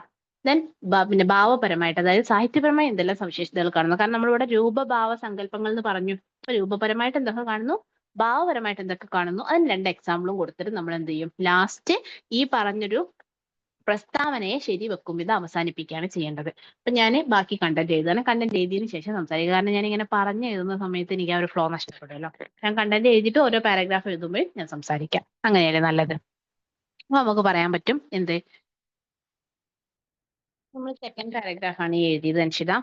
നമ്മൾ സെക്കൻഡ് പാരഗ്രാഫ് എഴുതിയപ്പോൾ നമ്മൾ എന്ത് പറഞ്ഞു, നമ്മൾ നേരിട്ട് രൂപപരമായും ഭാവപരമായുള്ള സവിശേഷത പറയണം അല്ലെ. നമുക്ക് ഇനി ഈ ഒരു പേജും കൂടെ നമുക്ക് എഴുതാൻ ഉണ്ടാവുള്ളൂ, 2 പേജല്ലേ എഴുതാനുള്ളത്. അപ്പൊ നമ്മൾ പറഞ്ഞു എന്ത്, കാൽപ്പനികതയ്ക്ക് മുമ്പുണ്ടായിരുന്ന മലയാള കവിതയിൽ, അപ്പൊ മുമ്പുണ്ടായിരുന്ന മലയാള കവിതയിൽ നിന്നും വ്യത്യാസം പിന്നെ ആര് ചങ്ങമ്പുഴ വരുത്തിയിട്ടുണ്ടെന്ന് നമ്മളവിടെ പറയാം. അപ്പൊ കാൽപ്പനികയ്ക്ക് മുമ്പുണ്ടായിരുന്ന മലയാള കവിതയിൽ നിന്നും ഒരുപാട് ഭാഷാപരമായ മാറ്റങ്ങൾക്ക് ചങ്ങമ്പുഴ കവിതകൾ സാക്ഷ്യം വഹിച്ചു. അതിൽ എന്തൊക്കെ ഭാഷാപരമായ മാറ്റങ്ങളാണ്? ലളിത കോമള പദാവലിയുടെ കാവ്യങ്ങൾ എഴുതിയ ചങ്ങമ്പുഴ തന്റെ കവിതകളെ ഗാനാത്മകവും സംഗീതാത്മകവുമാക്കി. അതിൽ എന്തൊക്കെ വരുത്തി? പദഭംഗി, ശബ്ദഭംഗി, പദങ്ങളുടെ ആവർത്തനം എന്നിവ അതിനാൽ അദ്ദേഹത്തിന്റെ കവിതകളുടെ രൂപപരമായ പ്രത്യേകതകളാണ്. എന്നിട്ട് ഉദാഹരണം നമ്മൾ എന്ത് കൊടുത്തു? കനക ചിലങ്ക കിലുങ്ങി കിലുങ്ങി, കാഞ്ചനമങ്ങി കുണുങ്ങി കുണുങ്ങി. ഇപ്പൊ ഇവിടെ എന്താണ്? പദാവർത്തനമുണ്ട് അല്ലെ. അപ്പൊ നമുക്ക് ഇവിടെ ഇത് ഇങ്ങനെ ഹൈഫൺ ഇടുമ്പോ കിലുങ്ങി കിലുങ്ങി കുണുങ്ങി കുണുങ്ങി അവിടെയൊക്കെ പദാവർത്തനം ഉണ്ട് എന്നുള്ളതും, പിന്നെ അതുപോലെ തന്നെ ശബ്ദഭംഗി കാക്ക, അത് ശബ്ദഭംഗിയാണ് എന്നുള്ളതൊക്കെ നമ്മൾ അങ്ങനെ അണ്ടർലൈൻ ചെയ്യുമ്പോൾ അവർക്ക് മനസ്സിലാവും. ഓക്കെ അല്ലേ. അപ്പൊ നമ്മൾ ഇവിടെ ഈ ഒരു പാരഗ്രാഫിൽ നമ്മൾ പറഞ്ഞു ലളിത കോമള പദാവലിയാണ് ഗാനാത്മകത, സംഗീതാത്മകത, പദഭംഗി, ശബ്ദഭംഗി, പദങ്ങളുടെ ആവർത്തനം, ഇതെല്ലാം ആ ഒരു പാരഗ്രാഫിൽ കൊണ്ടുവരികയും ചെയ്തു. അതിനെ സാധൂകരിക്കാൻ വേണ്ടിയിട്ട് നമ്മളൊരു എക്സാമ്പിൾ കൊടുക്കുകയും ചെയ്തു. ഇനി അടുത്തത് നമ്മളെ ഭാവപരമായ സവിശേഷതകൾ പറയും. അടുത്തത് ഒരു പാരഗ്രാഫും കൂടെയാണ് ഉള്ളത്. ആ ഒരു പാരഗ്രാഫിൽ നമ്മൾ ഭാവപരമായ സവിശേഷതകൾ എന്തൊക്കെ കണ്ടിരുന്നു എന്ന് പറയും. നോക്കി നോക്കൂ. ഇനി നമ്മള് അടുത്ത പാരഗ്രാഫ് പറഞ്ഞപ്പോൾ നമുക്ക് 10 മാർക്കിന്റെ ക്വസ്റ്റ്യൻ ആയതുകൊണ്ട് നമുക്ക് ഒരുപാട് വരികളൊന്നും എഴുതാനുള്ള സ്പേസ് ഇല്ല. കാരണം അവിടെ നമ്മൾ 2 കാര്യങ്ങൾ എഴുതണം അല്ലെ. എന്ത്, ഭാഷാപരമായിട്ടും അതുപോലെ തന്നെ ഭാവപരമായിട്ടും എന്തൊക്കെ പ്രത്യേകതകൾ അദ്ദേഹത്തിന്റെ കവിതയിൽ ഉണ്ടായിരുന്നു, അതുകൊണ്ട് തന്നെ എങ്ങനെ അദ്ദേഹം എന്ത് സൃഷ്ടിച്ചു, കാൽപ്പനികതയിലെ വസന്തകാലം സൃഷ്ടിച്ചത് പറയണം. നമ്മളിവിടെ പറയാണ്, ഇടപ്പള്ളിയിലെ മനോഹര പ്രകൃതിയെ വർണ്ണിച്ചുകൊണ്ട് എഴുതി. അപ്പൊ മനോഹര പ്രകൃതിയെ വർണ്ണിച്ചുകൊണ്ട് എഴുതി പറഞ്ഞാൽ പ്രകൃതി വർണ്ണന ഇവിടെ വന്നു അല്ലെ. മനോഹര പ്രകൃതിയെ വർണ്ണിച്ചെഴുതിയ ചങ്ങമ്പുഴയിൽ ഭാവപരമായിട്ട്, അപ്പൊ ഇനി നമ്മൾ ഭാവപരമായിട്ടുള്ള കാര്യങ്ങളാണ് പറയുന്നത്. ഭാവപരമായിട്ട് പ്രണയം, പ്രണയനഷ്ടം, വിരഹം, വിഷാദാത്മകത തുടങ്ങിയ വൈകാരികതകളും കാണാം. ഇതിന് ഉദാഹരണമാണ് രമണൻ എന്ന കവിത. അപ്പൊ നമ്മൾ ഉദാഹരണം കൂടെ പറഞ്ഞു. അപ്പൊ നമ്മൾ ഇവിടെ എക്സാമ്പിൾ കൊടുത്തില്ല, അതായത് വരിയായിട്ട് എക്സാമ്പിൾ കൊടുത്തില്ല, പക്ഷെ കവിതയുടെ പേരായിട്ട് എക്സാമ്പിൾ കൊടുത്തു. ഇവിടെ നമ്മൾ വരിയാണ് കൊടുത്തത്, കാരണം ഭാഷ പറയാൻ ഏറ്റവും നല്ലത് വരിയാണ് അല്ലെ. ആ കാരണം വരിയുടെ കാര്യങ്ങൾ പറഞ്ഞാൽ ഭാഷയിൽ എല്ലാ കാര്യങ്ങളും ഉണ്ടെന്ന് മനസ്സിലാവും. പക്ഷെ ഭാവം പറയാൻ നല്ലത് വരിയല്ല, പകരം നമ്മൾ പേര് കൊടുത്താൽ മതി. ഇന്ന കവിതയിൽ ഇന്നത് കാണുന്നു. അപ്പൊ നമ്മൾ ഇവിടെ രമണൻ എന്നുള്ള കവിത, അപ്പൊ രമണൻ എന്നുള്ള കവിതയിൽ മരണം പറയുന്നുണ്ട്, പ്രണയം പറയുന്നുണ്ട്, പ്രണയ നഷ്ടം പറയുന്നുണ്ട്, വിഷാദം പറയുന്നുണ്ട്, എല്ലാം പറയുന്നുണ്ട്. അപ്പൊ രമണൻ എന്നുള്ള കവിത കൊടുത്തു. കൂടാതെ മൃത്യുബോധം, സ്വപ്നസഞ്ചാരം, ഗൃഹാതുരത്വം തുടങ്ങിയവയും അദ്ദേഹത്തിന്റെ എഴുത്തിൽ പ്രകടമായി കാണുന്നു. അപ്പൊ അദ്ദേഹത്തിന് നമ്മൾ എപ്പോഴും കവിതയിൽ കാണുന്നു പറയുമ്പോൾ എന്താണ്, ആവർത്തനമാണ് വരിക. അപ്പൊ ഇവിടെ നമ്മൾ കവിതയിൽ കാണുന്നു, കവിതകളുടെ പ്രത്യേകതകളാണ് 100 പ്രാവശ്യം പറഞ്ഞു. അപ്പൊ നമ്മൾ ഓരോ പ്രാവശ്യവും നമ്മൾ വൈകാരികതകളും കാണാം. അടുത്ത പ്രാവശ്യം പറഞ്ഞപ്പോൾ എഴുത്തിൽ പ്രകടമായി കാണുന്നു. അങ്ങനെ പറയുമ്പോൾ കവിതയിൽ കാണുന്നു, കാവ്യത്തിൽ കാണുന്നു തന്നെ ഇങ്ങനെ റിപ്പീറ്റ് ചെയ്യേണ്ട ആവശ്യമില്ല, ഓരോന്നും മാറ്റി മാറ്റി പറയാം. അപ്പൊ എഴുത്തിൽ പ്രകടമായി കാണുന്നു. അപ്പൊ എന്തൊക്കെ കാണുന്നു? മൃത്യുബോധം, സ്വപ്നസഞ്ചാരം, ഗൃഹാതുരത്വം. സ്വപ്നസഞ്ചാരം എന്ന് പറഞ്ഞിട്ടുണ്ടെങ്കിൽ ഇമാജിനേഷൻ, അത്രയേ ഉള്ളൂ. എന്നിട്ട് നമ്മൾ കൺക്ലൂഡ് ചെയ്യണത് എന്ത്? അപ്പൊ ഇതാണ് കൺക്ലൂഷൻ. ലാസ്റ്റ് പാരഗ്രാഫ് നമ്മൾ ഇൻട്രോ കൊടുത്തു, 2 പാരഗ്രാഫിൽ നമ്മൾ കണ്ടന്റ് പറഞ്ഞു, ദെൻ നമ്മൾ കൺക്ലൂഷൻ കൊടുക്കണം. എന്ത്? ഇപ്രകാരം എന്തൊക്കെയാണോ കാൽപ്പനികതയുടെ പ്രത്യേകതകൾ അവയെല്ലാം ഉൾക്കൊണ്ട് എഴുതിയ ചങ്ങമ്പുഴ കവിതകൾ കാൽപ്പനികതയിൽ വസന്തകാലം സൃഷ്ടിച്ചു. അപ്പൊ നമ്മൾ ആ ക്വസ്റ്റ്യനിലെ ടേം എന്ത് ചെയ്തു?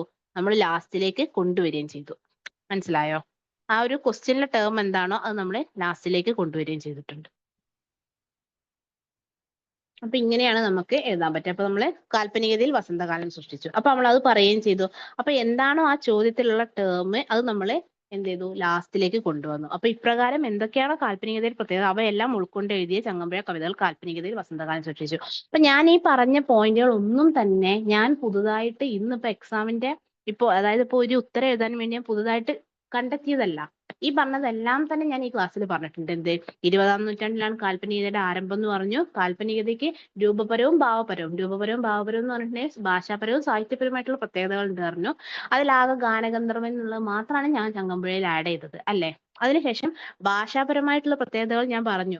നമ്മൾ നേരത്തെ ഡിസ്കസ് ചെയ്താണ്. എന്ത് ലളിത കോമള പദാവലിയാണ്, ഗാനാത്മകതയുണ്ട്, സംഗീതാത്മകതയുണ്ട്, പദഭംഗിയുണ്ട്, ശബ്ദഭംഗിയുണ്ട്, പദങ്ങളുടെ ആവർത്തനമുണ്ട്. ഇതെല്ലാം പറഞ്ഞതിന് ശേഷം ഞാൻ നേരത്തെ ഡിസ്കസ് ചെയ്തൊരു വരി തന്നെയാണ് കനകച്ചിലങ്ക കുലുങ്ങി കുലുങ്ങി കാഞ്ചനമാല അങ്ങനെ എന്തൊരു വാക്കാണ് കുലുങ്ങി കുലുങ്ങി എന്നുള്ളത്. അതും എഴുതി. അതിനുശേഷം നമ്മൾ എന്ത് ചെയ്തു, അദ്ദേഹത്തിന്റെ ഭാവപരമായ സവിശേഷതകളെ അദ്ദേഹം പ്രകൃതിയെ വർണ്ണിച്ചിരുന്നു. അതുപോലെ തന്നെ പ്രണയം എഴുതിയിരുന്നു, വിഷാദാത്മകത ഉണ്ടായിരുന്നു, വിരഹം ഉണ്ടായിരുന്നു, മൃത്യുബോധം ഉണ്ടായിരുന്നു, സ്വപ്നഘട്ടനം അതായത് ഒരുപാട് ഭാവനാത്മകമായി എഴുതിയിട്ടുണ്ടായിരുന്നു, ഗൃഹാതുരത്വം എഴുതിയിട്ടുണ്ടായിരുന്നു. അതിന് ഉദാഹരണമായി നമ്മൾ രമണൻ പറയുകയും ചെയ്തു. അതും ഞാൻ ഇവിടെ ചേർത്തു.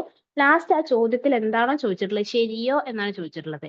അപ്പൊ ഇപ്രകാരം ഇതെല്ലാം എഴുതിയത് കൊണ്ട് തന്നെ ചങ്ങമ്പുഴ കവിതകളെ കാൽപ്പനികതയിൽ വസന്തകാലം സൃഷ്ടിച്ചു എന്ന് പറയുന്നത് ശരിയാണ് എന്ന് പറയുന്നതിന് പകരം സൃഷ്ടിച്ചു എന്ന് നമ്മൾ പറഞ്ഞു വെക്കുക ചെയ്തത്. അപ്പൊ കൺക്ലൂഷനുമായി. അപ്പോ ഇൻട്രൊഡക്ഷൻ ചോദ്യം, ഇൻട്രൊഡക്ഷൻ, കൺക്ലൂഷൻ, കണ്ടന്റ്, 2 പാരഗ്രാഫ്, അതിലൊരു വരി വന്നു, ഒരു കവിതയുടെ പേര് വന്നു, കൺക്ലൂഷൻ. ഇത്രയും എഴുതി നമ്മൾ 2 പുറത്ത് അവസാനിപ്പിക്കുകയും ചെയ്തു. ഇത് 2 പുറമാണ് ഉള്ളത് കേട്ടോ. കാണിച്ചു തരാം. അതായത് ഇതിപ്പോ ഒരു പുറമാണ്, ഇവിടെ വരെ ഒരു പേജ്, ദെൻ ഇവിടുന്ന് ഇവിടെ വരെ ഒരു പേജ്. 2 പുറത്തിനകത്ത് ഇത് 150 വേർഡ്സിന് താഴെ ഉണ്ടാവുകയുള്ളൂ. 150 വേർഡ്സിന് താഴെയുള്ള രീതിയിൽ നമ്മൾ 150 വേർഡ്സിന് താഴെയുള്ള രീതിയിൽ 2 പുറത്ത് എഴുതി അവസാനിപ്പിച്ചു. ഇത്രയുമാണ് നമ്മളൊരു ഉത്തരം എഴുതും. അപ്പൊ നമ്മൾ അണ്ടർലൈൻ ചെയ്യേണ്ട ഈ പോയിന്റുകൾ അണ്ടർലൈനും കൂടെ ചെയ്യുമ്പോൾ ഇവാലുവേറ്റർക്ക് ഈസിയാണ്. എന്ത്, നമ്മൾ ഇൻട്രൊഡക്ഷൻ എഴുതിയിട്ടുണ്ട്, കണ്ടന്റ് എഴുതിയിട്ടുണ്ട്, കണ്ടന്റിൽ തന്നെ വരി എഴുതിയിട്ടുണ്ട്, പോയിന്റുകളൊക്കെ അണ്ടർലൈൻ ചെയ്തിട്ടുണ്ട്, കവിതയുടെ പേര് എഴുതിയിട്ടുണ്ട്, കൺക്ലൂഷനിൽ നമ്മൾ നമ്മുടെ സ്റ്റേറ്റ്മെന്റ് പറഞ്ഞു വെച്ചിട്ടുണ്ട്. ഇങ്ങനെയാണ് നമ്മൾ ഒരു ഉത്തരവും എഴുതേണ്ടത്. അപ്പൊ നമ്മുടെ ക്ലാസ് എടുക്കുന്ന രീതി ഇതായിരിക്കും. ഇപ്പൊ ഞാൻ ഇന്ന് ക്ലാസ് എടുത്തത് പേപ്പർ 1 ആണ്. പേപ്പർ 1 നമുക്ക് തിയറിയാണ്, കുറച്ച് ഡ്രൈ ആയിട്ടുള്ള സാധനമാണ്. അപ്പൊ സ്വാഭാവികമായിട്ടും നമ്മളതിനെ ഇങ്ങനെയൊക്കെ ക്ലാസ് എടുത്തിട്ടാണ് നമ്മൾ അതിനെ എൻഗേജ്ഡ് ആക്കാൻ ശ്രമിക്കുക. അപ്പൊ ഈ സാധനങ്ങൾ പഠിച്ചു വെച്ചാൽ മതി. അതായത് ഈ പറയുന്ന കുറച്ച് ടേംസ് ആൻഡ് പോയിന്റ്സ് ഉണ്ട്. ആ പോയിന്റ്സ് പഠിച്ചു വെച്ചാലേ അത് ഇതുപോലെ എക്സാം പേപ്പറിലേക്ക് എത്തിച്ചാൽ നിങ്ങൾക്ക് മാർക്ക് കിട്ടും. ബാക്കിയൊന്നും നിങ്ങൾക്ക് ആവശ്യമില്ല. ഇനി പേപ്പർ 2 എങ്ങനെ പഠിക്കണം എന്നുള്ളത് നാളെ ഞാൻ ഇതുമായി ബന്ധപ്പെടുത്തി തന്നെ നിങ്ങൾക്ക് ജി ശങ്കരക്കുറുപ്പിന്റെ കവിത എടുത്തു തരും. അതായത് ഏത് പെരുന്തച്ചൻ എന്നുള്ള ജി ശങ്കരക്കുറുപ്പിന്റെ കവിത എടുക്കും. അപ്പൊ അത് എല്ലാ വരികളും ഞാൻ പറയും, അതിന്റെ വരികളുടെ അർത്ഥങ്ങൾ പറയും. അതിനുശേഷം എങ്ങനെയാണ് ആ ഒരു ടോപ്പിക്കിൽ നിന്നും ചോദ്യങ്ങൾ വരുന്നത്, എങ്ങനെയാണ് എഴുതേണ്ടത്, അവിടെയും ഇതുപോലെ ഒരു ചോദ്യത്തിന്റെ ഉത്തരം എഴുതിയിട്ട് കാണിച്ചു തരും. അപ്പൊ നിങ്ങൾക്ക് മനസ്സിലാക്കാൻ പറ്റും പേപ്പർ 2 എങ്ങനെ പഠിക്കണം, അതിൽ കവിതകൾ എത്രത്തോളം ഡെപ്തിൽ പഠിക്കണം, എത്രത്തോളം കുറച്ച് പഠിച്ചാൽ മതി, ഏതൊക്കെ രീതിയിലാണ് പഠിക്കേണ്ടതെന്നൊക്കെ മനസ്സിലാക്കാൻ പറ്റും. ഓക്കെ ആണല്ലോ അൻഷിത? ഞാൻ ഓക്കെ ആണല്ലോ എല്ലാവർക്കും?